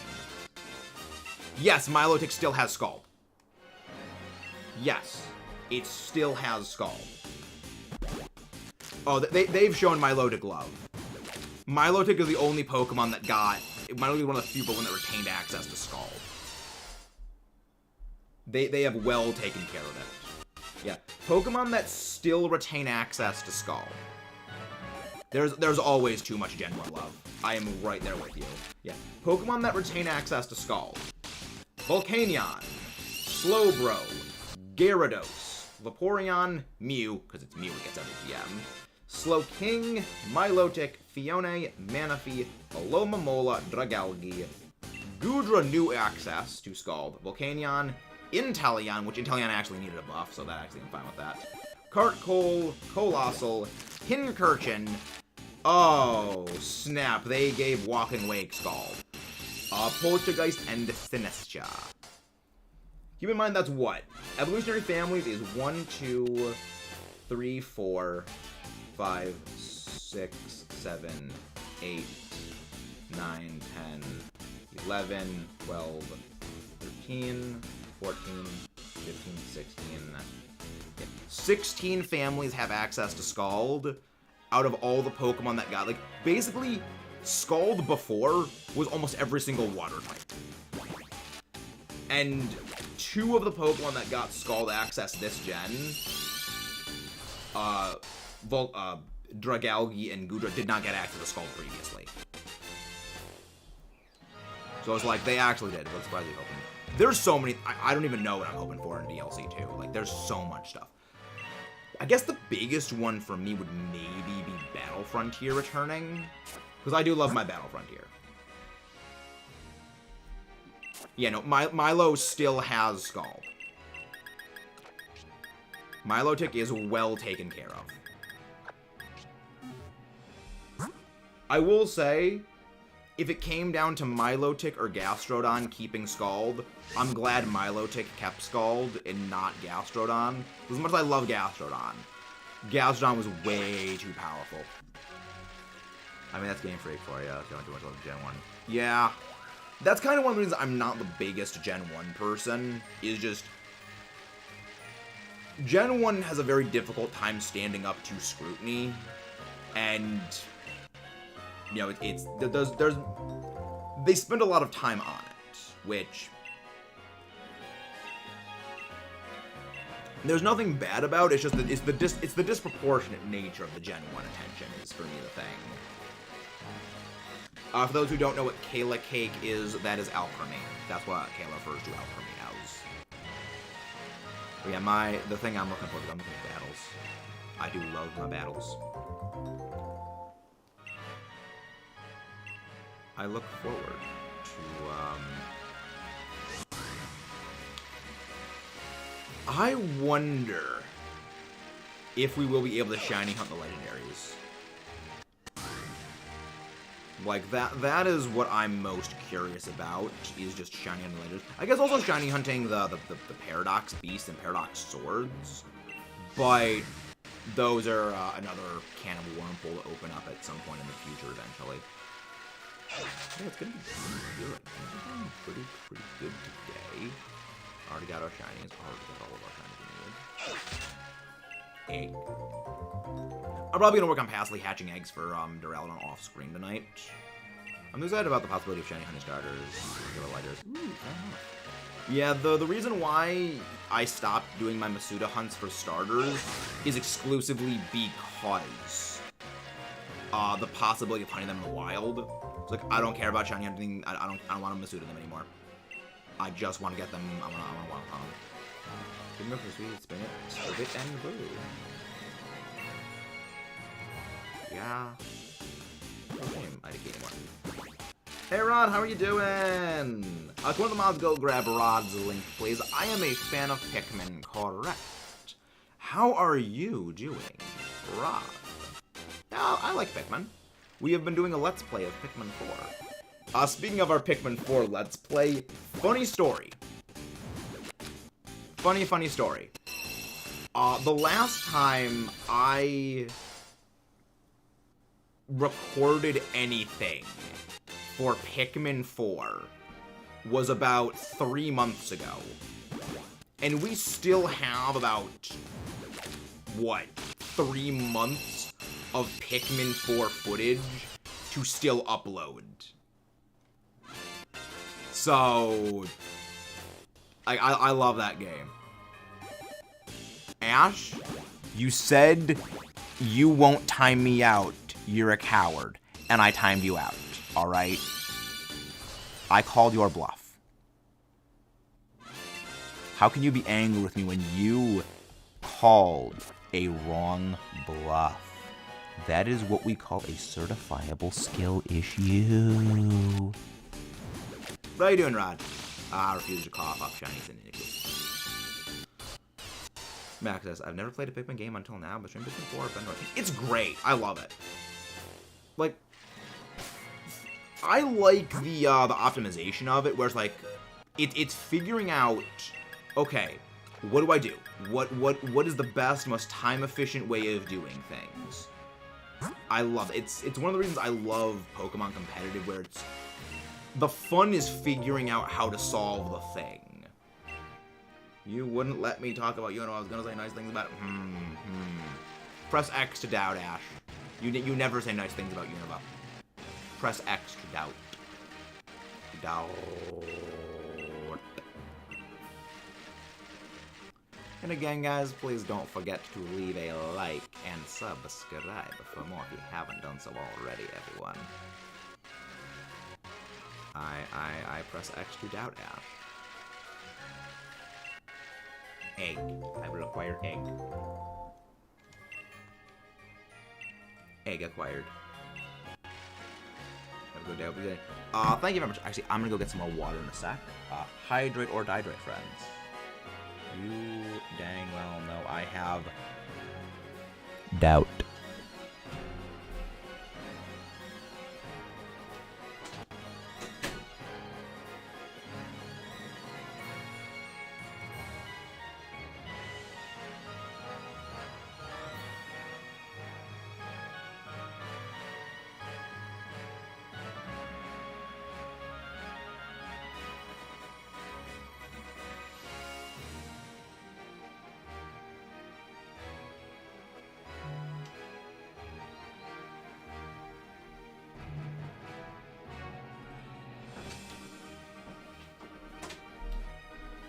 I'm gonna need to mute the mic for a second. I have to sharpen a pencil, and the pencil sharpener is right next to my desk. Your ears will thank me.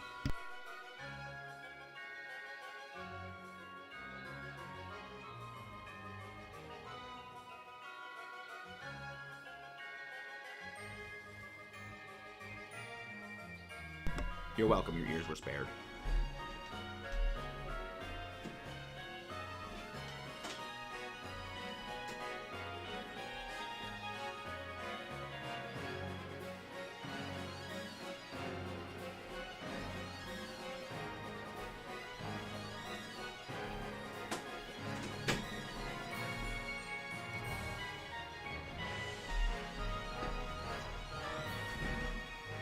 The way you inserted it. Oh, wow.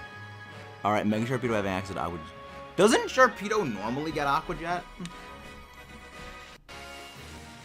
I'm pretty sure it's just like a normal thing Sharpedo just gets access to. Dawn of the second day. 48 hours remain. Didn't the 48 hours remain thing happen a while ago? Like, that was like last night? Isn't it like 34 hours at this point? I have been watching the Johto League Champions last night. Stopped the episode where Todd told Vote of Articuno. I wanted to play the series for a while, but never had a chance to join. But yeah, I mean, they're great games. I've never actually Pikmin 3 was my first game. I played that a few years ago. I enjoy it. I love Pikmin. Pikmin 4 I picked up, and Pikmin 4 was the first one I played for the channel, and I enjoy the game. I want to play this for a while. I really want to play Pikmin 2 and the first Pikmin game. I'm probably going to get to those after I finish this one.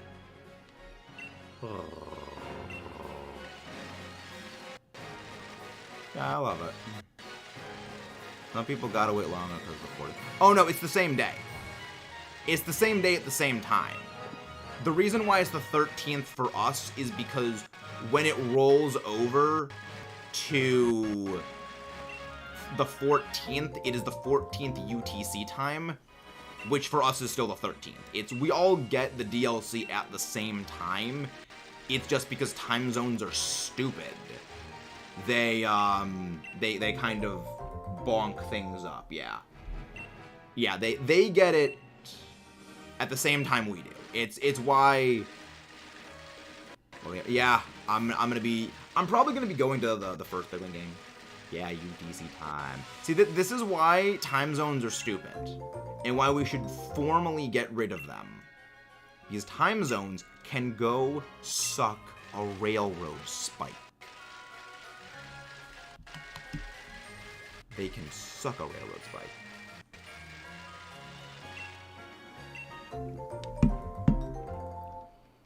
But yeah, it's this is egg. This is not gonna be shiny. Shiny Dura does not exist. Shiny Duraludon does not exist in this dojo. Dura. Spark. I mean, our first Dura shiny was actually under odds. Bonjili is amazing. You want to look into it again? Yeah, the Johto anime is actually the longest anime, I believe, proportional to the time. Like, I believe the number of episodes it took Ash to get to the Kanto League in the first anime. And then if you go that many episodes into the Johto series, I think he's only up to like the 3rd gym in Johto. The Johto anime is so padded with filler. It's kind of ridiculous. But just remember, everyone, Alola was not the first league Ash won. The first league that Ash won was all the way back in the Orange Islands. No one remembers the Orange Islands. Ash, I wasn't saying anything mean about Ash, you forehead. So calm your pants.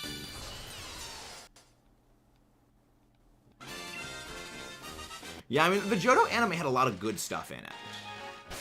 Like, there were definitely some good Johto anime segments.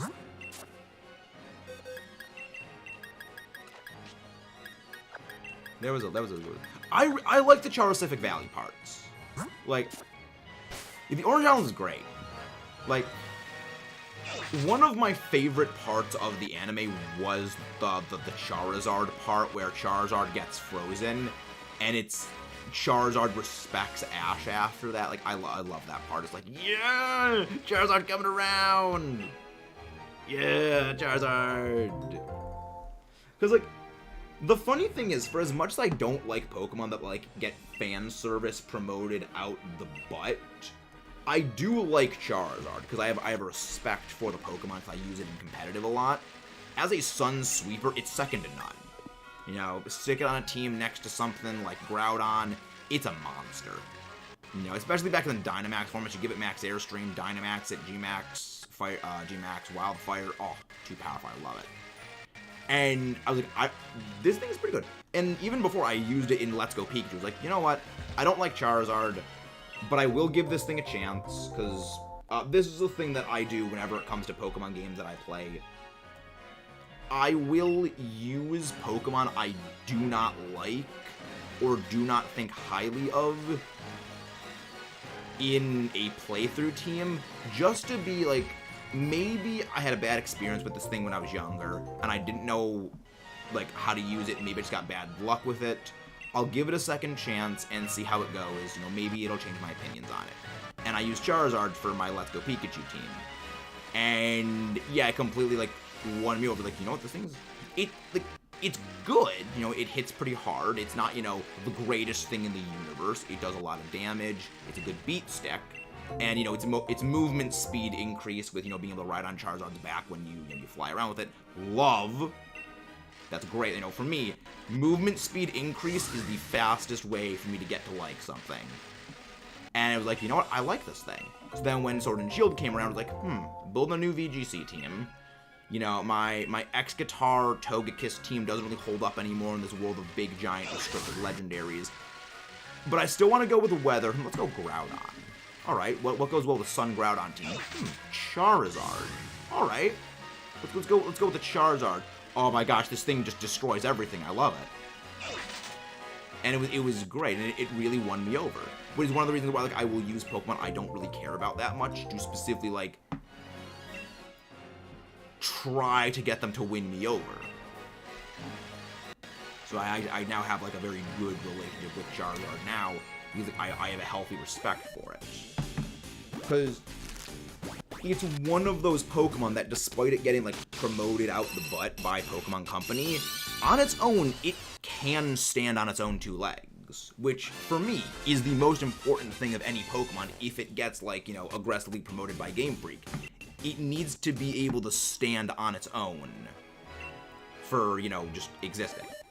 I was so mad at Ogerpon for picking me, so I refused to use it for about a week or so, till I get bonked by it. Oh, Ogerpon is great! Ogerpon is terrifying. The fact Ogerpon a Hearth Flame is, like, the perfect counter to all the Terra Grass Heatran is just chef's kiss. Like, they probably realized, yeah, with type changing, people are probably going to make every Flash Fire user just Terra Grass. And, well, it sucks to suck. Terra Grass, Flash Fire users. Ivy Cudgel Fire go burr on your skull. Ogerpon is amazing. I do like Ogerpon. The cornerstone, the fact that they gave Ogerpon a rock-type mask is a bit weird, because the other typings are all the starter typings. You have grass, fire, and water. So, by all other conventions of the series, they would have gone with Ogerpon's fourth mask being electric. But no, they went rock, which... Huh? Confusion noises? Well, Fire Ogerpon is banned in Smoke on singles. I knew you were VGC. Yeah! We are VGC players. We are VGC here. I don't like singles. I don't like single battles. Doubles are just... There's so much more shenanigans you can do in doubles. Not to say singles are bad.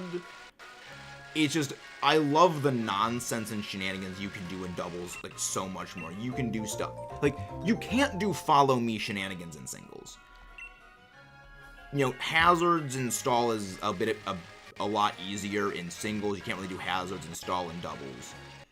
And there's so much more you can do with with doubles. Like, both of them are very, very different, you know.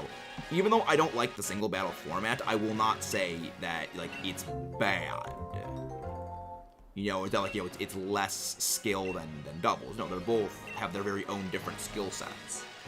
But I just prefer doubles because I like the fast pace. Because I have ADD, I space out easily, and if, you know, a match goes on for like 20, 30 turns in singles, I space out, I slip up, and I lose. But with doubles, you know, battles are what, like 8 minutes?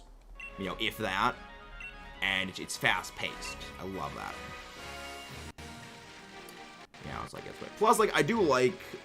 I mean, I'm also not a fan of bans. Like, I don't like outright banning, like, certain species or certain moves or certain strategies, because certain Pokemon can, you know, really use those strategies. It's one of the reasons why when they banned, like, you can't use Swift, Swim, and Drizzle on the same team. It was like... But that literally kneecaps so many Pokemon's entire toolkits. You know, same with, like, Batompus, like, that just destroys the entire toolkits of certain Pokemon. You know, which, you know, that's kind of a little bit of an issue that I have with things. I feel like I'd be... No, you'd be a Tinkaton, because the giant whack-off steel hammer. Remember, Ash, remember... Actually, I just realized something. Both Ogerpon and Tinkaton have used their hammer to kill Pokemon that are at a type advantage over them. Ogerpon used the hammer to kill the loyal 3, which are all poison types. And Tinkaton regularly hunts Corviknight, which are steel. That's terrifying. Plot twist. Tinkaton was a rejected Ogerpon concept art. If that is the case, I would not be surprised. If, like, okay. Because they're very similar-ish ideas, like, in terms of, like, you know, base overall design concept. It just, the stats are different. You know, one is a little bit more aggressive than the other. Like, you know, we can stretch that to a different idea. Let's go.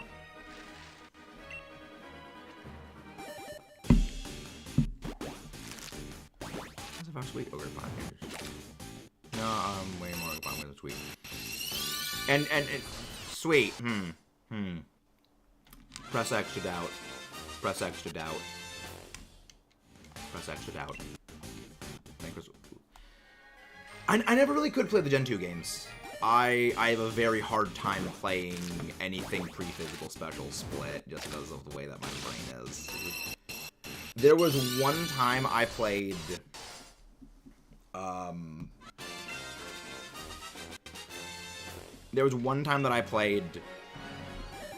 XD Gale of Darkness. And I really was excited to use the Dragon Dance Tyranitar that you get from duking. Nice typo. Where, like, yeah, I'm gonna have Outrage Tyranitar with Crunch and, like, Rock Slide, and I'm gonna get rid of Outrage for Earthquake.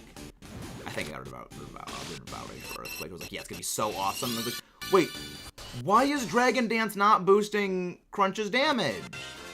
And then I remembered, oh, right. Crunch is a special move in this game. It's not a physical move. And it's just like, the amount of mental correcting I need to do for certain things like that just always throws me off. It's why I find it very hard to play a lot of the older games. Again, not like they're bad. It's just like the mental corrections I need to do on everything does kind of wear at me a little bit.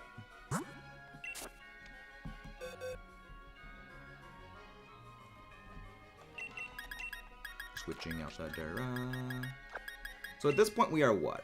1, 2, 3, 4, 5, 6. Okay. So 6 plus the 8 I got rid of last time. Yeah, we're closing in on we're very much approaching over odds. Actually, no, we are over odds because the previous one we did 4 of them, so that puts us into what, 18 boxes, and then prior to that just assume 2. So we are over 20 boxes of Dura eggs. You're right, it is a skill issue, Ash, because I got into the games when they were good, rather than going back and playing those old, antiquated relics, the bad games. The ones before the devs knew what they were doing. So yes, forgive me for only having played the good games like Gen 5. It is a skill issue I am fully aware of. But hey, you could say it sucks to suck with those older games.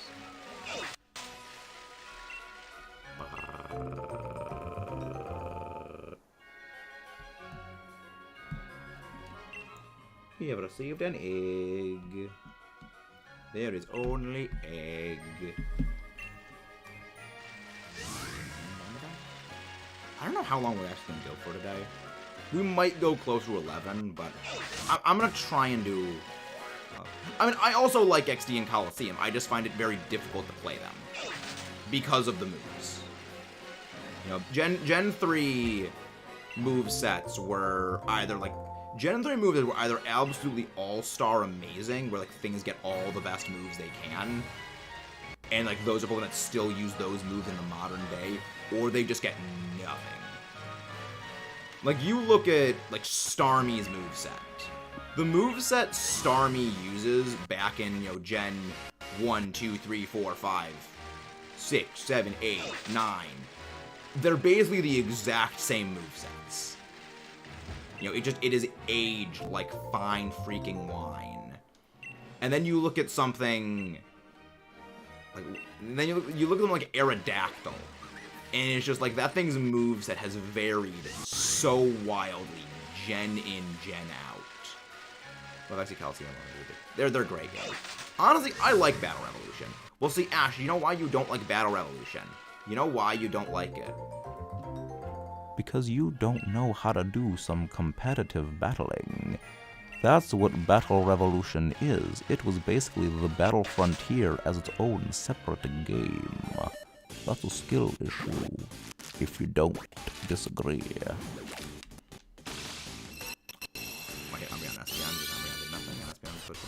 Yeah, Umbreon does absolutely nothing in Calcium. If you have screens on Umbreon and, like, Helping Hand, it's pretty good, but you don't get toxic until super late in the game. Like, if Foul Play existed if Umbreon got Foul Play back in Coliseum, entirely different story. Completely different story. Back to the Game 3, since I never grew up with GameCube industry. Interesting. Yeah, they're generally, like, they're generally pretty they're highly rated. They're very different Pokemon games. When it comes to the story, the tone, the nature of them, they're very, very different. Yes, Umbreon is very support. It is Helping Hand. Umbreon is not an attack roll. That's one of the reasons why if it got Foul Play, it would be, like, bar none the best Pokemon in XD and Coliseum. But it doesn't get Foul Play because that didn't exist until Generation 5. It had nothing to do with it. I had to transfer any of them onto the game because I wanted to keep my Pokemon in their respective games. It had nothing to do with that. It had to do with I didn't transfer any of my moms into the game because I usually... You didn't transfer them! Ash, you don't transfer your Pokemon into Battle Revolution. You create a copy of that Pokemon in Battle Revolution. So, like, basically it scans this Pokemon.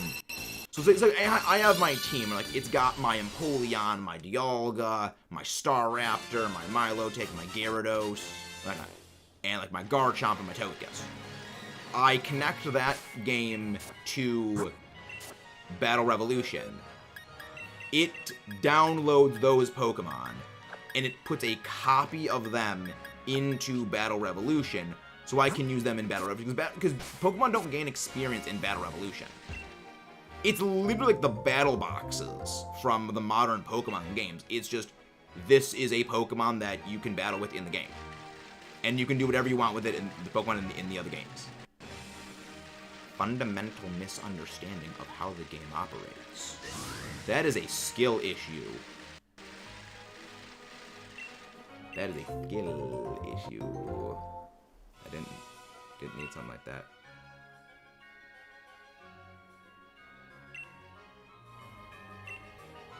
No, you didn't need to transfer them. You just need to basically scan the Pokemon. Like, literally, Pokemon Battle Revolution was basically just Pokemon Stadium on the Wii. Like, it really basically was Pokemon Stadium 3. Wow. Oh, Super Mario Bros. Wonder has been great. I've been loving it. It's been very, very entertaining. For my Rod, it's my first Mario game, so it's a lot to take in. But if you scan, but how did you just had to basically connect your DS with the game in it to Battle Revolution. That's all you had to do. You know, you didn't need to go through some, like, giant process. It was just, like, start searching for Pokemon on Battle Revolution, connect DS, scan. Because you couldn't raise Pokemon in Battle Revolution. It was just a battle thing. It was the Battle Frontier, essentially, as its own separate game. Which is a really cool thing. Level.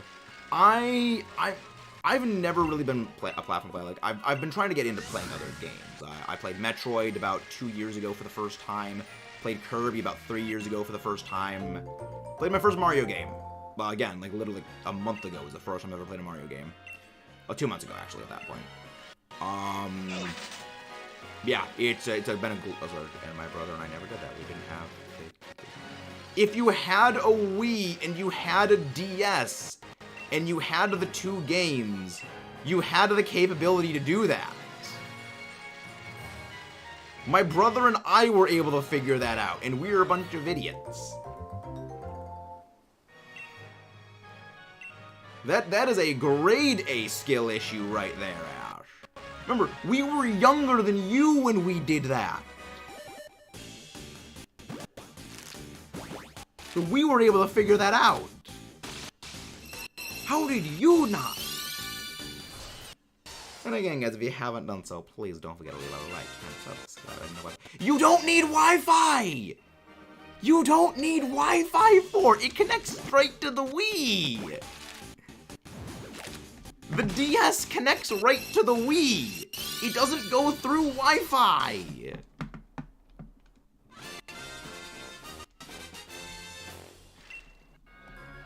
Oh.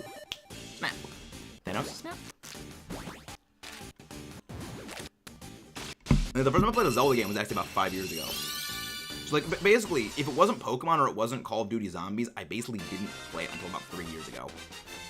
I've been slowly working on expanding my gaming horizons. I've now added Pikmin to my repertoire, added Mario, Legend of Zelda, Kirby, Metroid. And we are slowly expanding the repertoire of games. Slowly it's expanding as time progresses. I am overcoming my skill issues. I had no idea about. I don't know how to. Exactly, you didn't know how to do it, which is a skill issue. If my lack of knowledge in Pokemon moves and stats back in Generation 3, the skill issue is always that. That is a skill issue. Heavily skill issue. Yeah, Battle Revolution was a very interesting game. Like, it basically was the Battle Frontier as a game, which I almost wonder if they released Battle Revolution to sort of test, to see how much people actually did stuff like the Battle Frontier. Which would explain why they scaled back Battle Frontier facilities in the later generations, after basically seeing, like, yeah, the sales numbers of Battle Revolution really didn't go that well. Because people don't really go for a game that's just all battling and competitive grade styles. Which is funny, because then, you know, people like, they want more stuff like that. Like, the Pokemon community is like this fascinating just railroad of, not railroad, like a roller coaster of, like, it fluctuates so wildly. You could write a, like, 50-page... I actually don't use Metagross Rod. Despite it being my favorite Pokemon, I don't use Metagross in battles. It doesn't really fit my playstyle. I'm much more of a weather user with, you know, I use weather teams, generally sand, and if I'm using a sand team, my steel type of choice for that lineup is Excadrill over Metagross, because Metagross is good, but it doesn't suit the way that I play. Now, with Terastallizing, that may change, because, I mean, Terra Steel Bullet Punch could be fun alongside Clear Body. Like Clear Body, Terra Fire, Bullet Punch. Now, that's a possibility. Maybe. We'll have to see how things shape up. But yeah, no, I'm very much sand user. He's excited to see Pikachu. No, Ash. Dear friend, you quit lying. P. Got you. Favorite letter is E. The thing I'm most excited for Excadrill returning, because Tyranitar's had a very hard time without its buddy Excadrill to play with.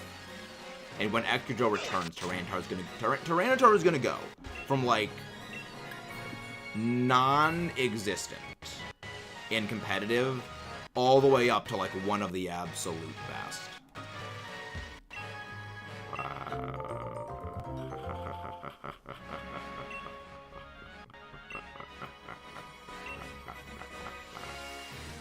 Skill issue, Ash.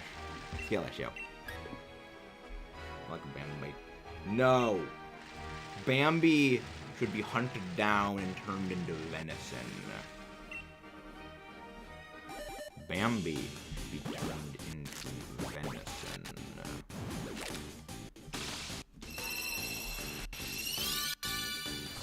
Pokemon get hunted. Skill issue.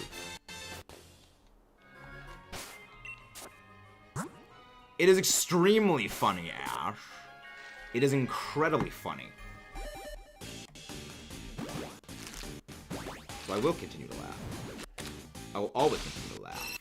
Ha ha ha ha ha ha. Hello, Nico. How are you doing? Again, guys, if you haven't done so already, please don't forget to leave a like and subscribe for more. Approaching on 2 hours. All right. Approaching in on 2 hours.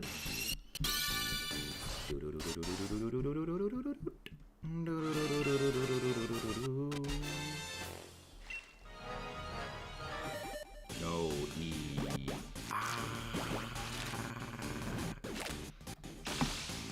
Can we get 2 Masuda shinies in one day? That's what I'm hoping for. I don't think we will, but I'm hoping we do. Dura. It's a Dura. Probably should have released all the spare Dura I have in this one before I started collecting more eggs, but hey, too late for that. Then the break. Well, actually, yeah, I probably should do that soon because Pokemon Home is gonna go down from maintenance in a few, like tomorrow, so I won't actually be able to release them. Oh crap! Oh crap! Yeah, I need to release them. Okay, this is awkward. This is incredibly awkward. I didn't realize how many Duraludon eggs I actually collected. So I need to actually, like, fix this pronto. I need to sort the boxes. Sorting the boxes. This is box management with Meta Maxis. Box management with the meta of the Maxis. I get why they have a 100 release cap. I just still think it's annoying. Okay. So we've got, what, 6 boxes? That is... Okay, so that... We should be able to... Yeah, two resets should clear this whole thing out. Pokemon transferred in from Go. Yes, the Pokemon transferred in from Go are the shinies that are for the shiny giveaway. Which, shiny giveaway in a few weeks. When is the giveaway going to be happening? We don't know yet. So we got to stay subscribed for more when the giveaway is going to go live. Dura. Releasing all of the Dura. It's so convenient to be able to do this. Just mass release the Dura. Goodbye, Dura. We are just flooding Galar with a whole bunch of Duraludon. We are destroying the ecosystem of Galar with all of these Duraludon. It's like, yes, be free, my army of metal machines. Be free, robot dragon. Enjoy freedom.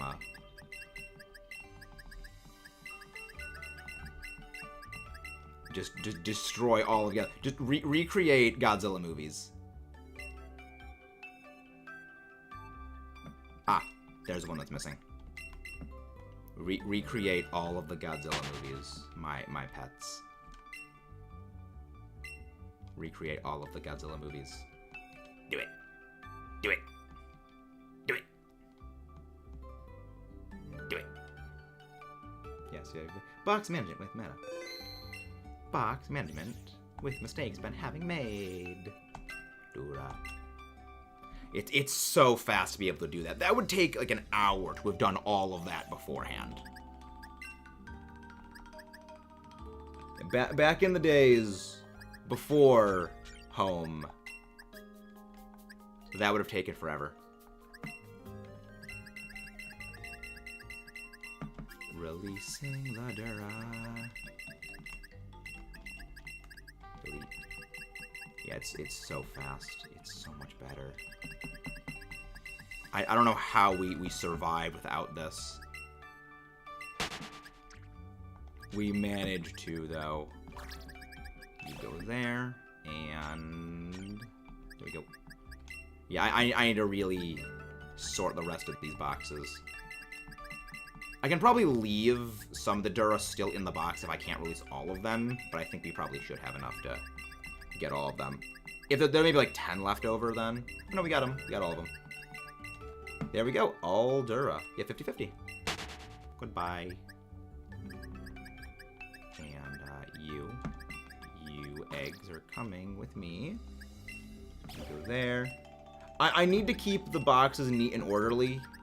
So, like, the eggs that the eggs that we got in the order we got them, like, still get maintained. That way I can keep my OCD in check. Because my OCD is a freaking menace. My OCD is a menace that needs to always be kept in check. There we go. You go there. You eggs. You eggheads. You go. Yeah, I know my boxes' names are out of order. I did a lot of rearranging of my boxes back in Sword and Shield many years ago when I was sorting things. And I didn't ever rename everything back to its original box name because I'm stupid. Mistakes were made, but they were problematic. Now we can just work on moving everything to the required necessary boxes. Oh, this is gonna be not fun. This is not gonna be fun, Mr. Grizz. Okay, it was 9. Okay, 9 of them here. You. No, not those. Not the former EVL team. Also, yes, say hello to the shiny Dura. Say hello to our first shiny Duraludon. Oh, I can just press the Y button to get a quick move. Okay, I don't need to actually go deal with that. Okay, that's good. 6 more boxes. Oh my gosh.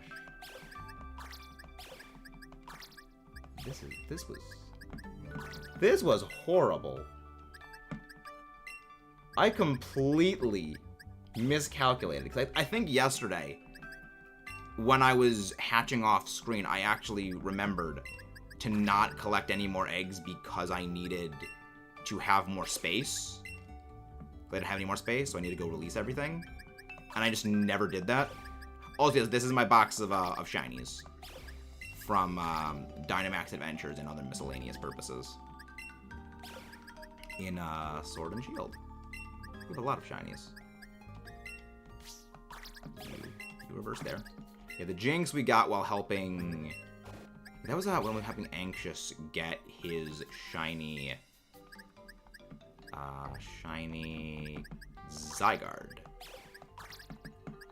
That was fun. So not really, because Zygarde of the Dynamax Adventure freaking sucks. That thing can go suck a Railroad Spike. There we go. We are almost finished. Oh my gosh. Oh no, there's even more. Egg. Alright. Almost done. Oh wait, no, there's even more. I just realized with all the X marks on the boxes, there's even more in previous boxes. Early bird, Yes. We are gonna be busy later today, so we did need to do an early thing. We need to do an early thing, Mr. Chicken Man of Roost. Okay. We are almost done sorting everything. Almost. And then what? Last egg. Egg. Much better. Now that is nice, neat. Save changes. That is a neatened box. Whew. That's good. Okay, so now, total boxes of eggs done would be 14. So we are over, what, 20? We're into 20 boxes for this Dura, including our previous hunts. All right. So we are definitively over odds. It's not nearly as bad as Roggenrola was, and Roggenrola was horrible. That was over double odds, but, I mean, it's nowhere near Greninja, which was 5.5 times odds before we got that one. Like if we get one that goes anywhere near 5 times odds...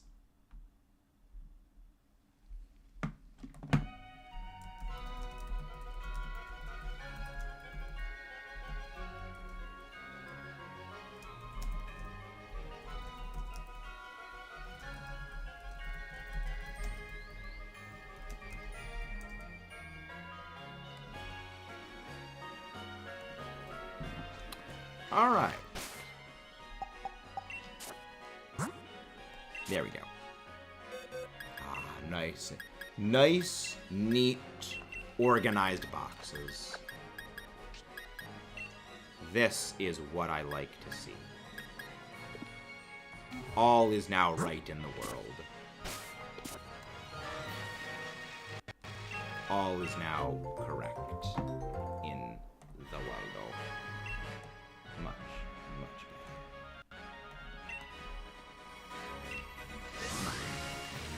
better. That took, like, 10 minutes to do all that fiasco. I don't really play Smash Bros. I might play it again. Roost can explain a bit of what happened last time we played Smash. It was a fiasco. It was quite the fracas. But yeah, I mean, I may possibly start doing some Smash stuff. Do you have any plans for that, Raj, if I may ask? Yeah, I used to play Smash. Samus, number one. Samus is main. I used to play Pit, but, I mean, I played Pit back in Brawl, but I didn't play Smash 3DS, Smash U, and then they changed his moveset in those games. Like, I don't like his moveset. I liked Brawl Pit. It doesn't feel the same anymore. So now I just went over to playing Samus. But Samus is best girl. Metroid stand level 1. Yeah, yeah. I will occasionally play Pit if I do play it, but mostly I would just pick Samus. Mostly it's just Samus. Or Ridley, just to annoy my brother. Because my brother loves Ridley. Not really ever since I've never played much either. Interesting. Fascinating. Thank you for the lurks, Temper. Thank you very much for the lurks. Again, you guys are the ones that make all of this happen. You guys make the dreams work. You guys are the teamwork that makes the dreams work.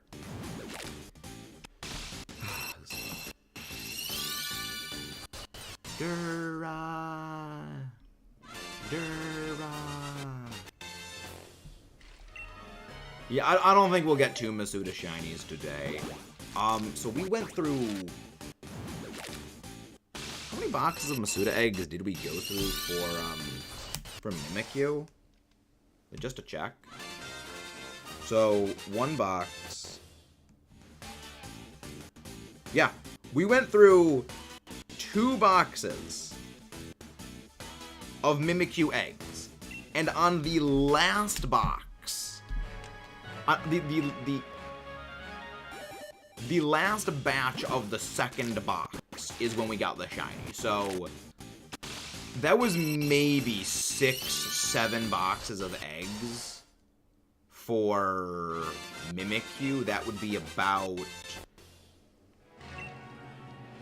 175 to 205 eggs for MIMIKYU. That's insane. Maybe even less. It probably actually was the 170.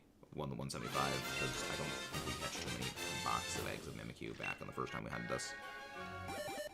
Yeah, I love it. It's like, Mimikyu is good. Mimikyu is good to us. Again, Dura, I love ya, but we need another one. We need one more of you. We need building dragons. We need tower phase. Because what I'm gonna do is when I get my shiny Dura, I'm going to give both of them the Tower Master ribbon, because I'm gonna go run the battle tower here in Scarlet Violet, not Scarlet Violet, in Sword and Shield, to get the Tower Master ribbon on both of them. And I will also get the Galarian Champion medal on both of them. Because I'm a big fan of ribbons. Because, like, what would be more perfect than Archaludon the Tower Master? There's nothing more perfect than that. Because I'm all about the ribbons. It's all about flexing those ribbons when it comes to the EBL. Which, by the way, EBL Season 7 draft is going to be starting a week from yesterday. So, only 6 more days till absolute doom happens to me when all of my picks get sniped. But then, I go revenge mode. Because I'm near the wheel of the snake draft. So I can revenge pick.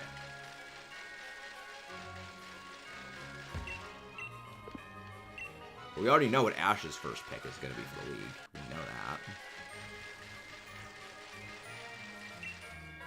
that. Yeah, the good thing... There's only, like, maybe, like, 4 people I do need to worry when it comes to what they could potentially snipe me with. Just because of, like... I know some of the others, they're not picking, like, certain Pokemon first. Which is good. But again, that's what worries me. Hoarding an egg? What is the egg that you hoard? Give me the egg. Give me the egg. Give me the egg. Yeah, very good. Okay, I will take the egg. I still gotta think of what I'm gonna use for a VGC team when I eventually get back into VGC things, because apparently Trick Room is actually valid again. And apparently people actually are running Trick Room a second time.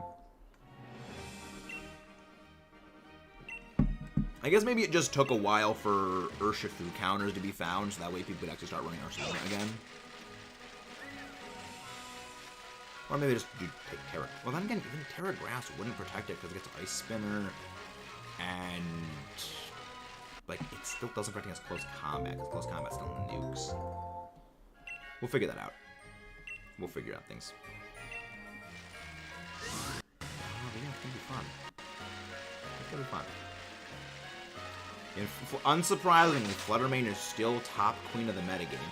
Though it is noted, it's very reassuring that Fluttermane went from freaking, like, 67% usage stats to, like, barely over 50%. You know what? Last time we got the shiny, I was looking away from the screen. Let's do that again and see if looking away from the screen actually gives me my shiny again. Pika-Litic. VGC competitive Scarlet Violet stats. Let's see what we got for Pika-Litic. Yep, Fluttermane top 10 of the metagame, #1 percentage. Yeah, 50.87%.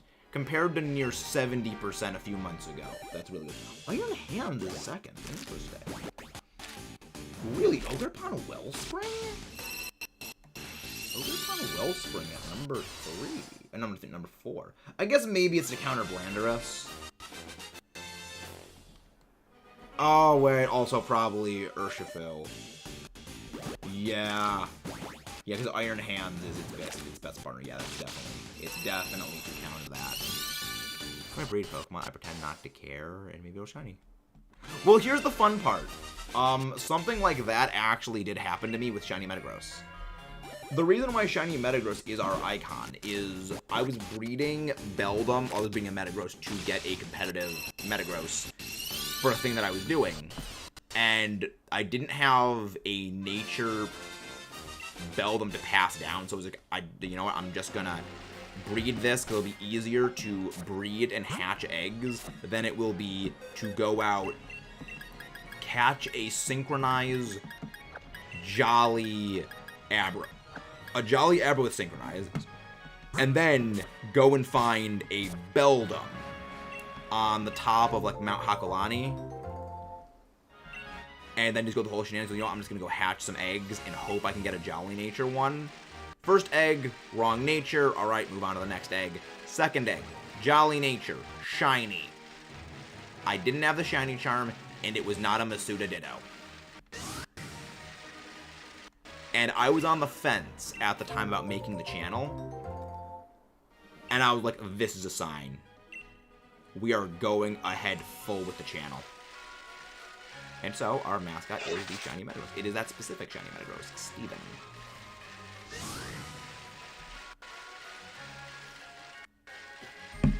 It was amazing, yeah. It was the first shiny it was the start of the shiny collection. Cause it was the second shiny I had ever found, and the first shiny I ever owned. That wasn't the Red Gyarados, I don't count that. The first shiny I ever found was a shiny Onix all the way back when I played Platinum several years ago, which the Onix KO'd my team. So I didn't catch the Onix. One time I got a shiny Emolga first egg. I don't have her anymore. Oh. Ash, a moment of silence for your favorite Pokemon, Emolga. Rest in peace, Emolga. Yeah, that's one we need to eventually shiny hunt, because we just shiny everything. Everything must be shiny hunted. I'm gonna need to go through and curate my living shiny decks at some point soon. Because I do actually want to make sure I have everything. So I know all I need now. So actually, let's go over what we need for main Paldea decks. We got Mimikyu, we got Milotic. So that just leaves, I think, on mainland Paldea, the only thing I still need is Spirit Tomb for the base Scarlet Violet decks. With the Kitakami decks, I think it is just Cramorant and Gliscor. Because I have one shiny Gligar. I needed money years back and sold the game, but I didn't reach that. Hopefully someone did. Yeah, I honestly feel the same pain with that temper, because many years ago, when this was around when Gen 6 came out, where I basically swore off the series because I was not a fan of Mega Evolutions. I did not agree with what the series was doing, and I was like, I'm not gonna support the Pokemon series anymore. I'm not gonna play these games, and I sold almost all of my old games. The only games that survived the purge was Mystery Dungeon Explorers of Sky, the Heart Gold version that we started the channel with, and Pokemon White. Every other game that we had to rebuild from scratch. And I either had all of my Pokemon in my Black version. Keep in mind, all those Pokemon were all of my teams from every playthrough I did of Black and White, through Heart Gold, Soul Silver, XD Gale of Darkness, and Coliseum, and Diamond, and Platinum.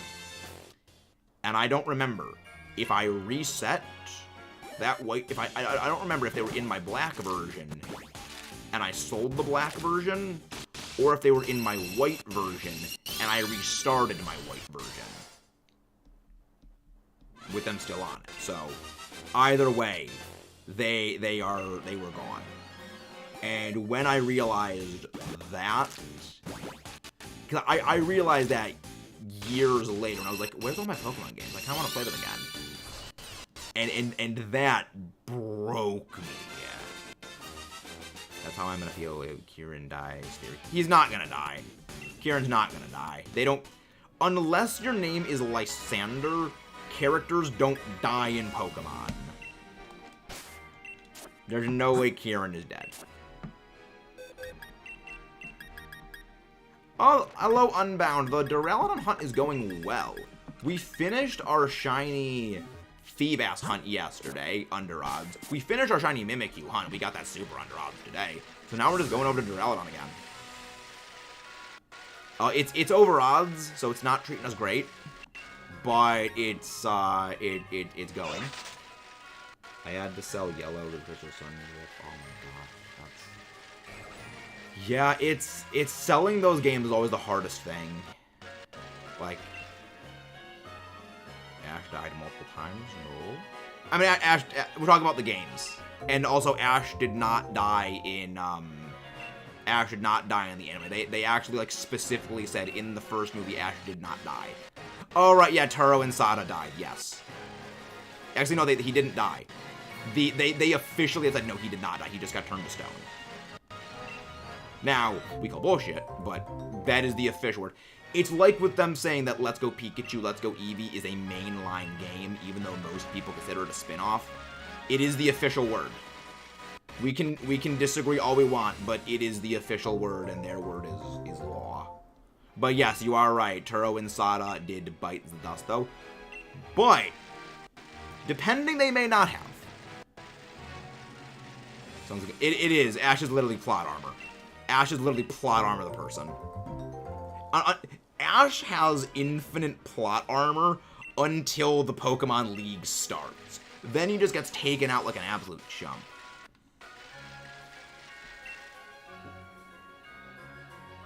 But backward time. We don't know yet. Like, I'm still uncertain. Honestly, turning to stone is even worth it. Well, the thing is, it depends on if you're conscious or not, Alec. Like, if you're turned to stone, but you're not aware of anything, then it might as well just be the same thing. Now, if you're turned to stone and you're aware of everything around you, that's worse. It depends on the particulars. I mean, Leon wrecked him at the start of Journey. Yeah, but then didn't he lose? Then didn't he beat the whole turn at the end of that? But exactly, like, Ash only loses when the plot demands he lose. Everywhere else, he just has, like, super plot armor. And then it recurves into anti-plot armor. Like, I'm no fan of the Kalos Pokemon things, but I will say, like, Greninja losing to a Blast Burn from a physically offensive Charizard is like, I'm sorry, what? I've never seen Dr. Stone. Ash has a rock. Wow, this is boring. But yeah, I've never seen Dr. I don't really watch much anime, so long as if it's not JoJo's Bizarre Adventure, Gurren Lagann, Kill la Kill, Naruto. I don't really watch it. I'm working on watching something. Mudkip is making me watch Hunter x Hunter, and possibly gonna be watching Demon Slayer at some point. My brother is making me watch Attack on Titan at some point soon, so that's another animated shotgun on the belt. Me personally, I don't think it could be fairly. I also agree. I would firmly agree on that. Pikachu can't beat most things. The only way a Pikachu could beat a Mega Lucario is if Lucario, like, absolutely flubs, misses a move, and Pikachu gets a nuzzle off on it, and then it just gets para-hacks into oblivion. Naruto over One Piece. One Piece is possibly eventually on the list, not Mudkip Roost. It's eventually on the list. I suggest Bo Free. More Demon Slayer very soon. From Ash moment with Ash Greninja's merchandise, makes it back to Death, Journey. Wait, did Ash Greninja come back in the anime? Or did it just, like, stay forever guarding, Squishy? Squishy was the name of the Zygarde, right? I vaguely remember the Kalos anime. Like, very vaguely. Very vaguely. I mean, there's a few things that I have to watch.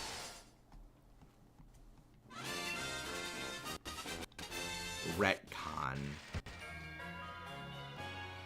Oh, wow, they retconned that out of it. Oh, wow. Okay. Roost.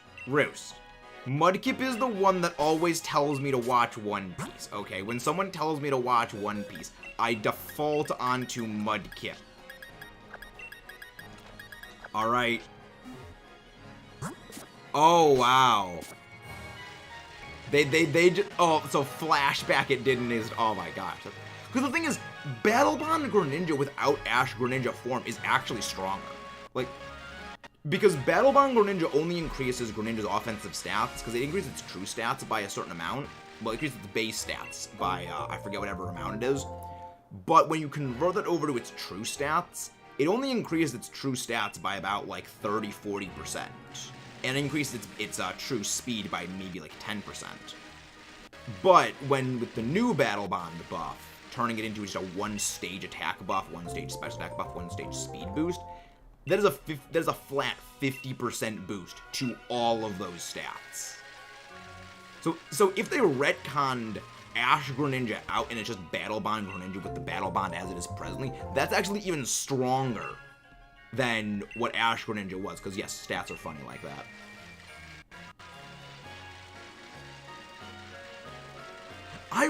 The thing is, I actually never encountered Ash Greninja, because in VGC, Ash Greninja was just flat out banned. I would have let it go if you called me anyone else, but the wannabe blue Incredible Hulk steroid-looking fish with legs.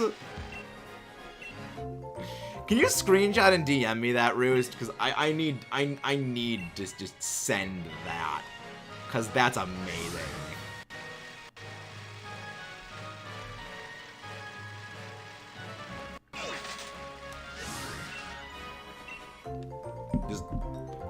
I would love to see a freaking, like, 4-hour video of Roost just ranting about random things.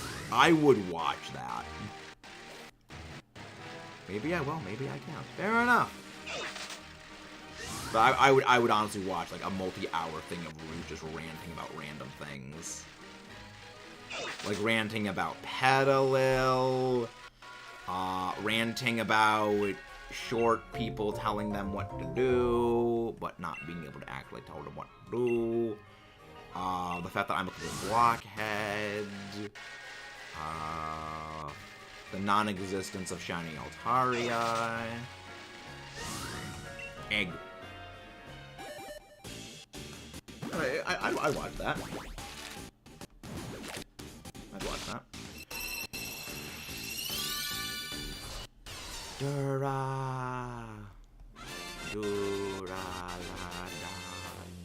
It's gonna be really interesting in VGC when Miraidon. Thank you very much, Unbound. Good morning, Arkham. How are you doing today? I'm doing very, very well.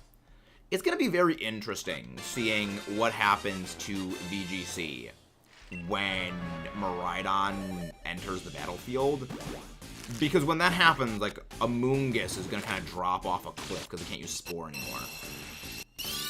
Then again, I guess at that point there may be a lot of Ice Spinners to get rid of the terrain. So that way Amoonguss can actually do its Amoonguss things. I am above the short people. G-Max Archaludon is tall.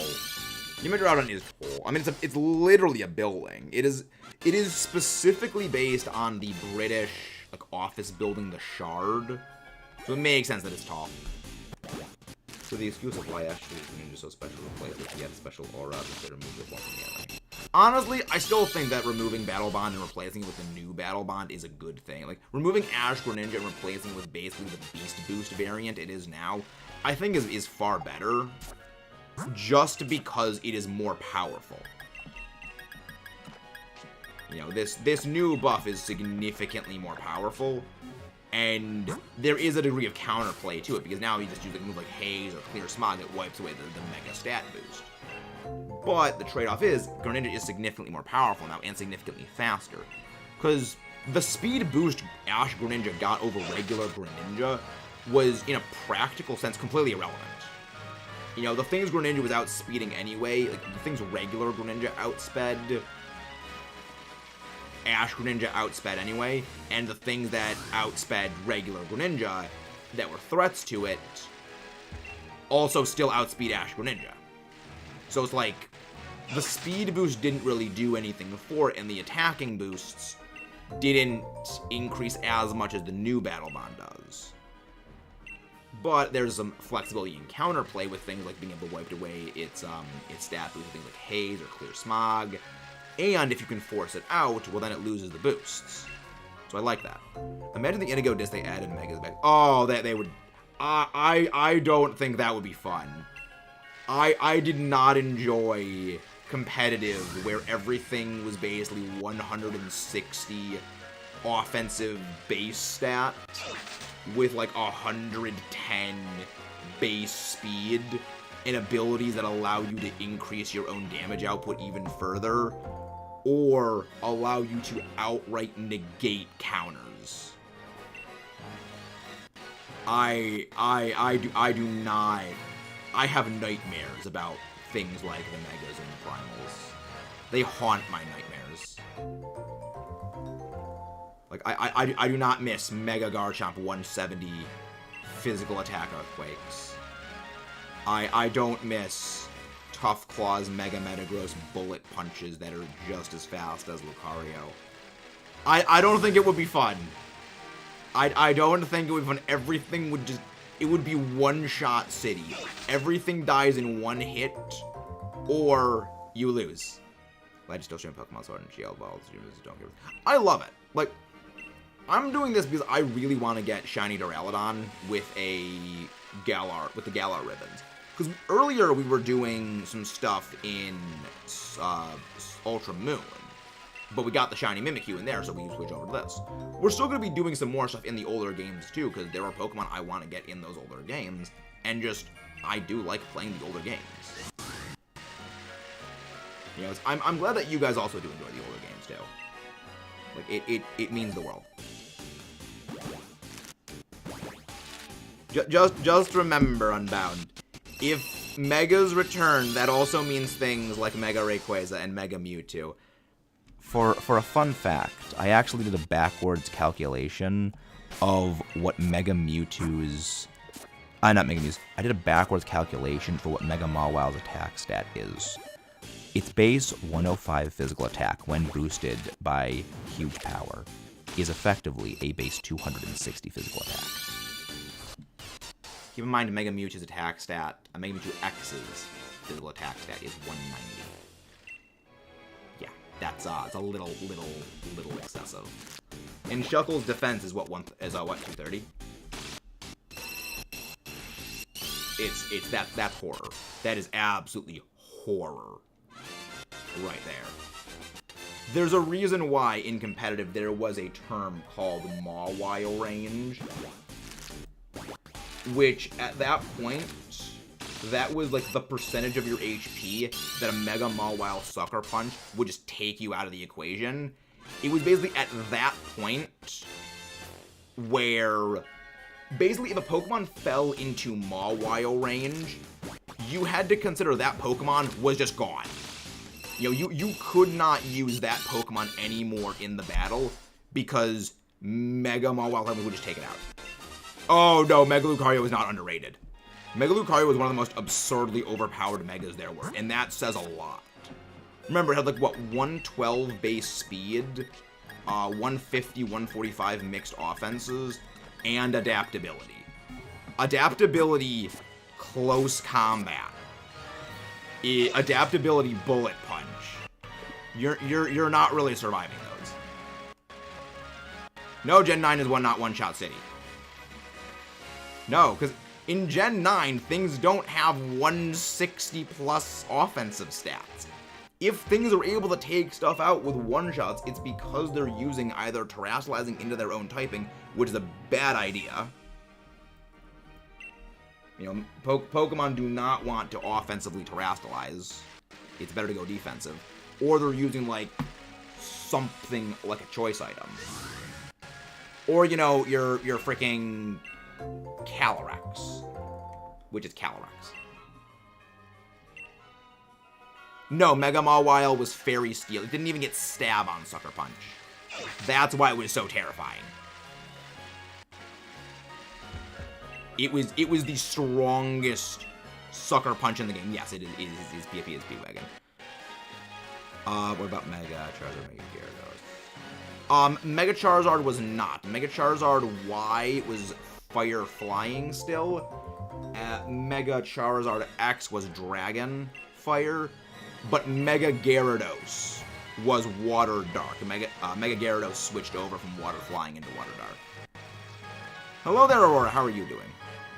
No, normal Mawile is not dark. Normal Mawile is Fairy and Steel. Its Mega is also Fairy Steel. Yeah, very few Megas changed typing. Mega Ampharos became Electric Dragon. Mega Gyarados became Water Dark. Mega Charizard X became Fire Dragon. Mega Mewtwo X became Psychic Fighting. Mega Audino became Normal Fairy. And I believe those are the only ones. Yes, Shuckle's defenses are 230. Yes, Archaludon evolves from Duraludon. Yeah, very few Megas change their typing. Mega Sceptile also became Grass Dragon. That was the other one. They were like, well, technically, Mega Aggron lost its rock typing and it just became pure steel. There was maybe like 6 or 7 of them that changed typing.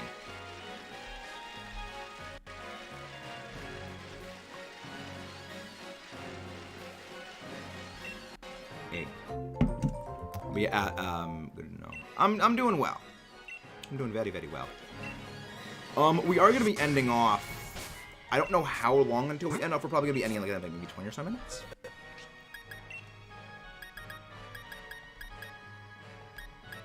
Yes, we are. We're good at VG team building, and that's what need tips on it. I would say I'm above average at it. But tips for team building, I would say have a good balance of physical and special attackers, as well as support and disruption Pokemon. So maybe like 1 support Pokemon, 1 disruption Pokemon, and then like maybe 2 attackers of each variety. I mean, which is the worst or best Mega? Worst Mega, I would say probably has to go to Mega Audino. Best, what I would say is the most overpowered one. That isn't obviously Mega Mewtwo or Mega Rayquaza or Mega Mewtwo XY. Probably Mega Mawile because, again, effective 260 base physical attack on top of the best defensive typing in the entire series. Fairy Steel is kind of strong. But other than that, I'd honestly probably say maybe Mega Charizard. Why? Because you can have, Sunny Day boost with Solar Beams, Sunny Day boost with Fire moves. You're just kind of crazy at that point. Or Mega Gengar, because Mega Gengar Shadow Tag, you can't run away from it. Like 130 speed, 170 special attack, Shadow Tag. So if you're in a bad matchup, you can't leave, and then you're dead. Terrifying. Like that is a problem, I would say. Or Mega Kang. I mean, Mega Kang was like really Sword Dance Punch with Power Up Punch. But then again, it lost Power Up Punch. So, does anything still get Power Up Punch, or is that move just kind of defunct?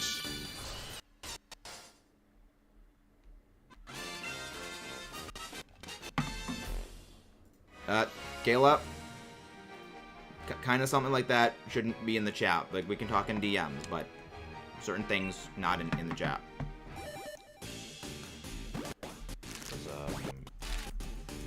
Does stuff still get Power Up Punch anymore? Or does that move, like, defunct? Oh, Lucario gets it? Power Up Punch. Scarlet, Violet, Power Up Punch.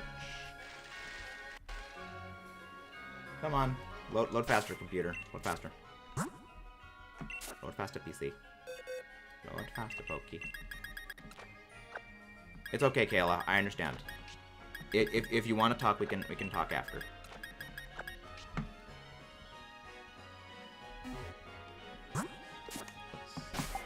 Come on. Go to Cerebi.net, computer. Cerebi.net. There we go. Like, is it just the Kylan stuff? Probably gets it by a billion, doesn't it? Wow. Nothing in Scarlet Violet gets Power Up Punch. They just removed Power Up Punch from existence. Yeah, this move cannot be used. Yeah. They removed Power Up Punch.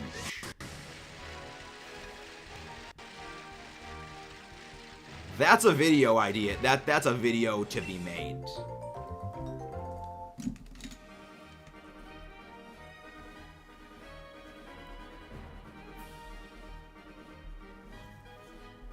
That is a video waiting to be made.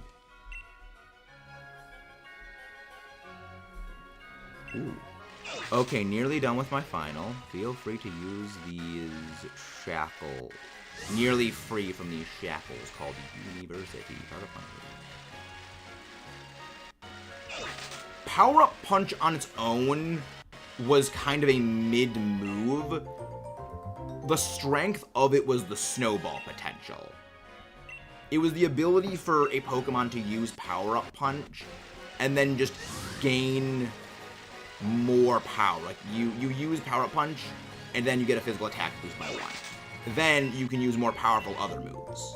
It was especially powerful on Mega Kangaskhan because Mega Kangaskhan, it goes off twice. So it functionally gets a +2 to its attack. It's like Sword Hands. Yeah, I mean, I had a feeling they were going to give Rillaboom Grassy Glide back, but they heavily nerfed Grassy Glide, which I don't really think nerfing Grassy Glide would actually have hindered Rillaboom too much. Because the thing that made Rillaboom with Grassy Glide so good was that it auto-sets Grassy Terrain. So it gets Grass Stab, it gets Grassy Terrain, and Grassy Glide's priority is just kind of screwed. But thankfully, it has actually reduced how much Rillaboom uses Grassy Glide. With now, people are actually going for Wood Hammer, generally over Grassy Glide, so it's at least good. The only problem is, it basically kills Grassy Glide for everything that isn't Rillaboom. Because before, you would run things like Serena with Grassy Glide, because you'd have it and Rillaboom on the same team, but now it's way too weak on things like Serena to be worth running. But, I mean, I still think they should have just gotten rid of Rillaboom's ability to use Grassy Glide and everything would have been fine, rather than nerfing it from like 70 base power down to 55. But that would definitely have not sat well with people. And then they gave Roaring Moon and Tyranitar knockoff. And then they gave a pseudo-legendary and the Apex Paradox past Pokemon freaking knockoff.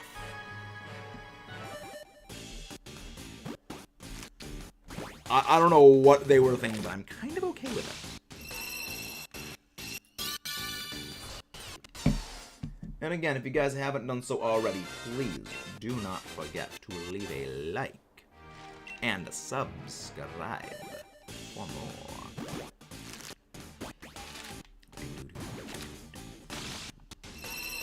Well, I mean, Kyogre is going to be rising back to being amazing as it was before, which... Because the one thing that kind of kept Kyogre in check back in the days of Sword and Shield was Rillaboom Rillaboom Grassy Glides kind of was one of the only things that kept Kyogre in check. And actually, I think without Scald, Gastrodon outright loses to Kyogre now. In a straight 1v1. I mean, that's excluding Terastallizing, but I do think it outright loses now to Kyogre. Yeah, Roaring Moon got stronger. Well, I mean, I don't play Smogon, I play VGC. But I actually didn't even hear that it got banned from Smogon. Oh my god. Like, Roaring Moon is fantastic. But I do think it did need a little bit of a kick in the pants to help it. Because when it comes to the past paradoxes, there was one people used. It was Fluttermane. Fluttermane was the undisputed queen of the metagame, and it was just very, very... No, there's a lot of other things that learn Scald. There are 15 other Pokemon that learn Scald. Sinistcha, Vaporeon, Gyarados, Milotic, Mew, the slow dude, so Slowking and Slowbro, but only Cantonian Slowking and Slowbro.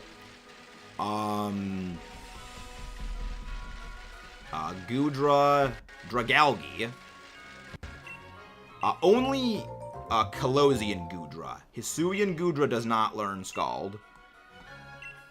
Manaphy Fione. Fluttermane is incredible. Fluttermane is insane. It's just Fluttermane is the definition of min-max. It's all speed, all special stats, no bulk.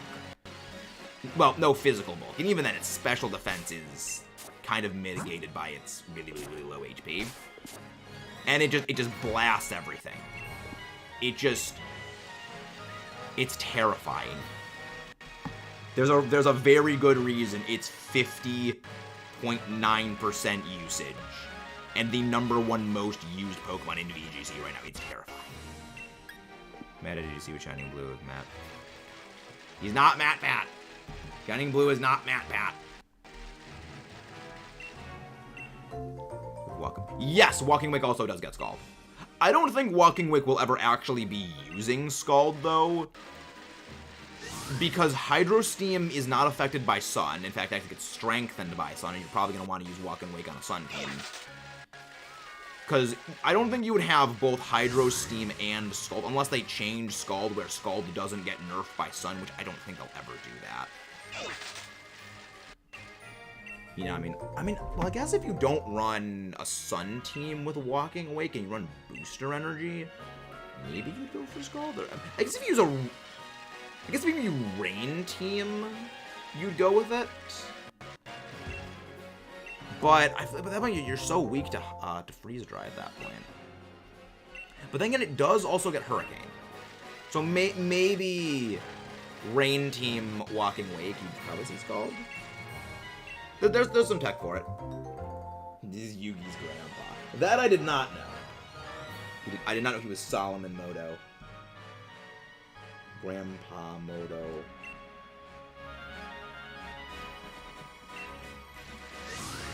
Yes, Walking Wick does. Sinistra is the one that surprises me, but it makes sense. Look, it's T. But it already got Matcha Gotcha, which is... It's not better than Skull because it's a little inaccurate, but like it's a grass move that heals and also has a chance of burning and hits everyone on the field. Like throw that next to like a Sap Sipper user like Gudra, and it's just destruction. We don't keep count Aurora for this, but we are well over like 600. We're probably at over 700 eggs at this point. Tristan, the human backpacker. You know, we are well over odds for Dura.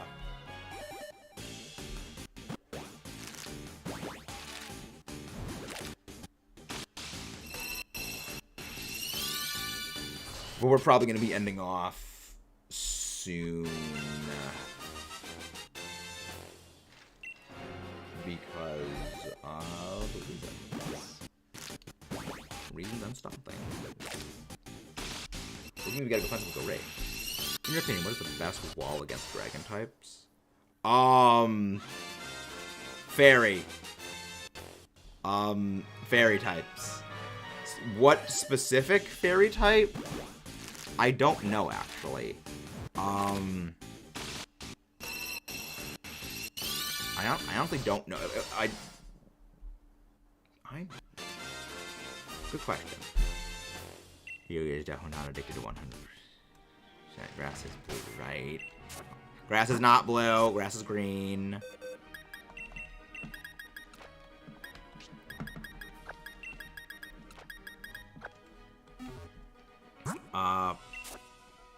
Yeah, I don't know what the best wall against dragon would be. What's a bulky fairy type? Maybe Grimmsnarl, honestly?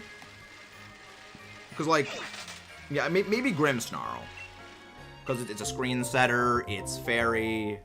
You generally don't build Grimmsnarl into offense. You build Grimmsnarl into bulk. But I wouldn't really...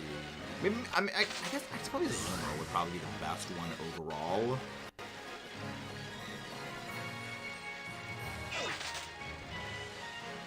Yeah, I'd say probably Azumarill or Grimmsnarl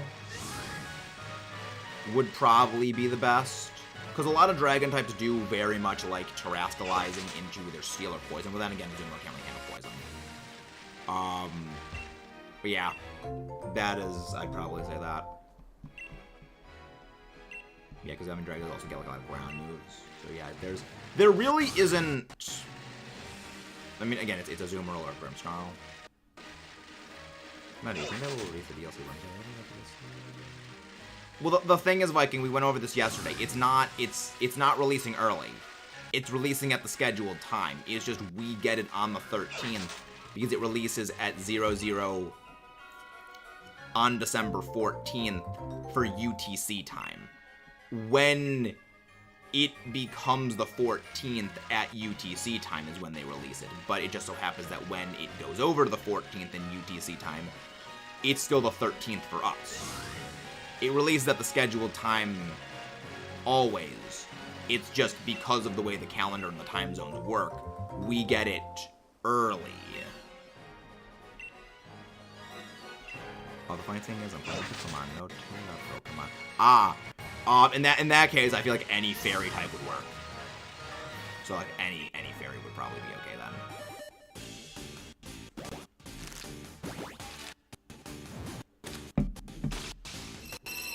Yeah, time zones because North America is is like the latest time zones. So when it's the next day, Abridged Tristan. Okay, Meta, Micmac, because I'll be up. Have a good night, Rod. Have a good day, Rod. Have a good, delightful day. We will see you next time. I hope I get the shine in the next couple of eggs.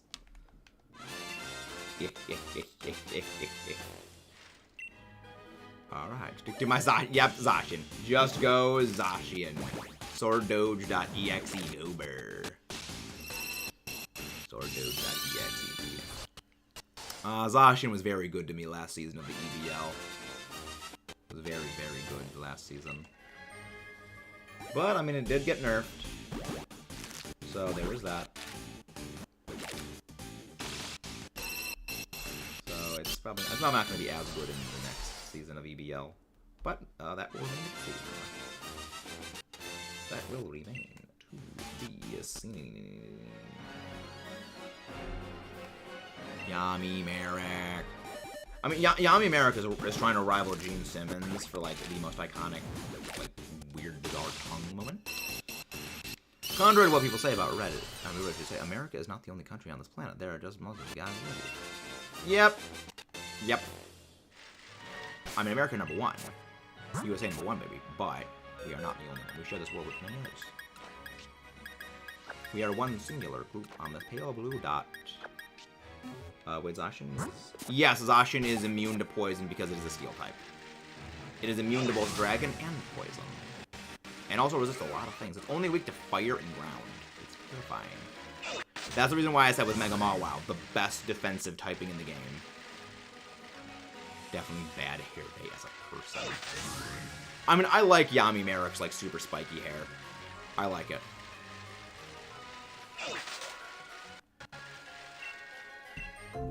As an American, I know what I'm talking about. All I have in my head right now is just Senator Armstrong memes. Which, never underestimate the Senator Armstrong memes. Gosh, I want to play Metal Gear Rising Revengeance at some point. It's like just that that would be awesome.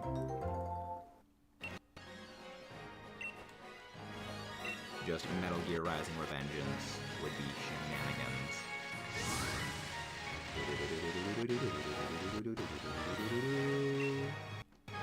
Yeah, about 3 hours for a normal stream. Like, that's good. I love Bakura more than every other Yugi character. Senator Armstrong memes. Like, Senator Armstrong memes are great. Like, they knew what they were doing when they made Metal Gear Rising Revengeance. And they did it so well. Just, it hits different. It's probably going to be a timeless game just for that reason. I think, you know what? Ooh. I think we're going to go raid Chem. Because they're doing some SOS hunting They're doing some SOS hunting back in Ultra Sun, Ultra Moon. And we actually started off today with Ultra Sun, Ultra Moon. Nanomachines, son. It's great. It's just... It's so over the top. It's so excessive. It's so goofy. But yet, it's so... Like, I don't want to say realistic, but it's like, it's so... It feels natural. Like, I don't know how they did it. They did such great work with Senator Armstrong. 3 hours. This is one of our longest streams lately. I guess maybe the early morning streams will be the way to go. Time to go catch up. For a second, I almost read that as time to go catch a nanomachines. Yeah, let's go and catch a nanomachines. Duraludon.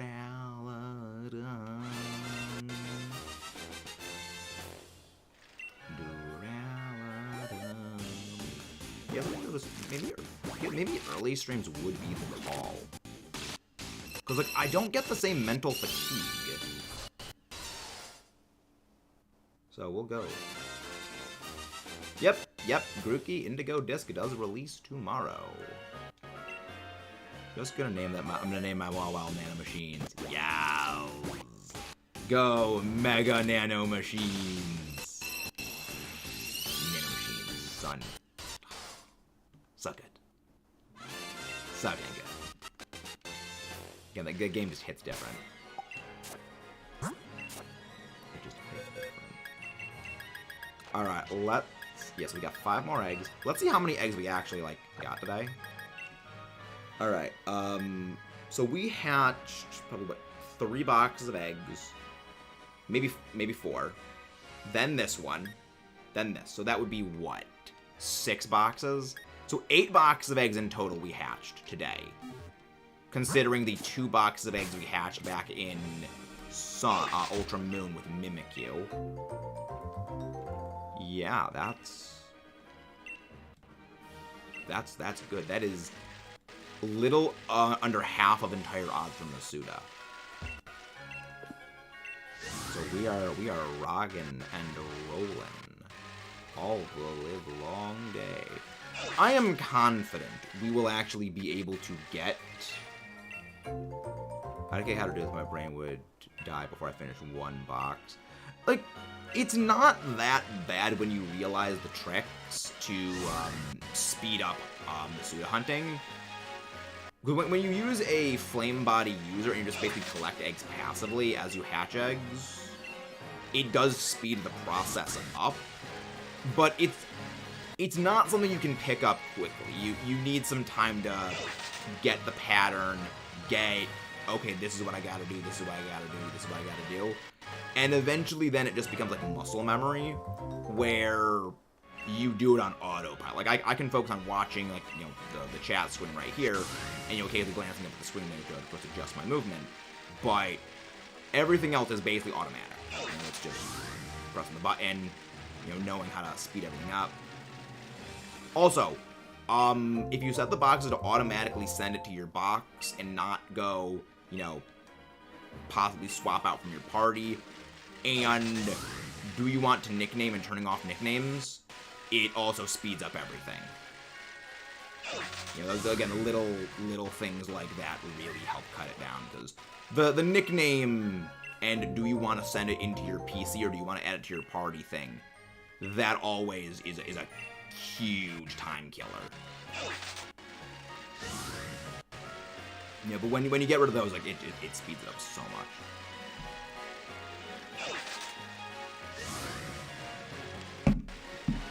Alright. We're almost at our 3 hours. There we go.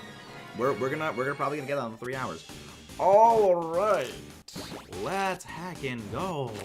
Is it shiny time for Duraludon? Not a shiny Dur. Alright, 4 more eggs. 4 more. 4. 3.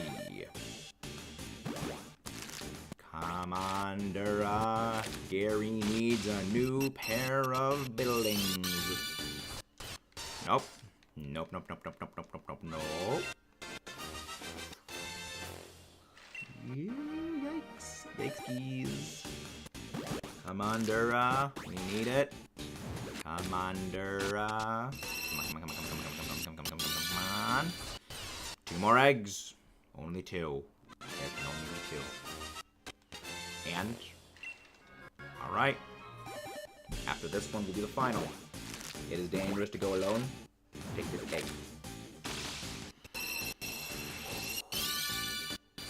1 more egg.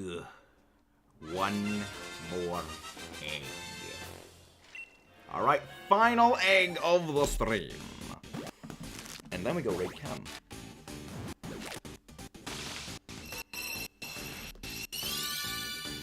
Nope, it is not shiny. We got 1 shiny today. Like, getting the shiny Mimikyu was, I would already say, a pretty tall ask. It was extremely under odds. Back in a game that was a lot less efficient for hatching. Yeah, I would say that this was a success. This was an unmitigated, absolute success. So, everyone, we are going to go on a raid. We're going to go raid Chemination, if they're still alive. Yes, they just started, basically. They started an hour ago. Let's go raid Chem. They are presently doing Shiny Carvana SOS chaining. So let's give them a big mechanized Maxis raid. I will see you tomorrow. Tomorrow we do the Indigo disc. Don't forget to leave a like, subscribe for more. Okay, let's go. We've got some more Indigo disc stuff going to be going up today. And I will see you guys then.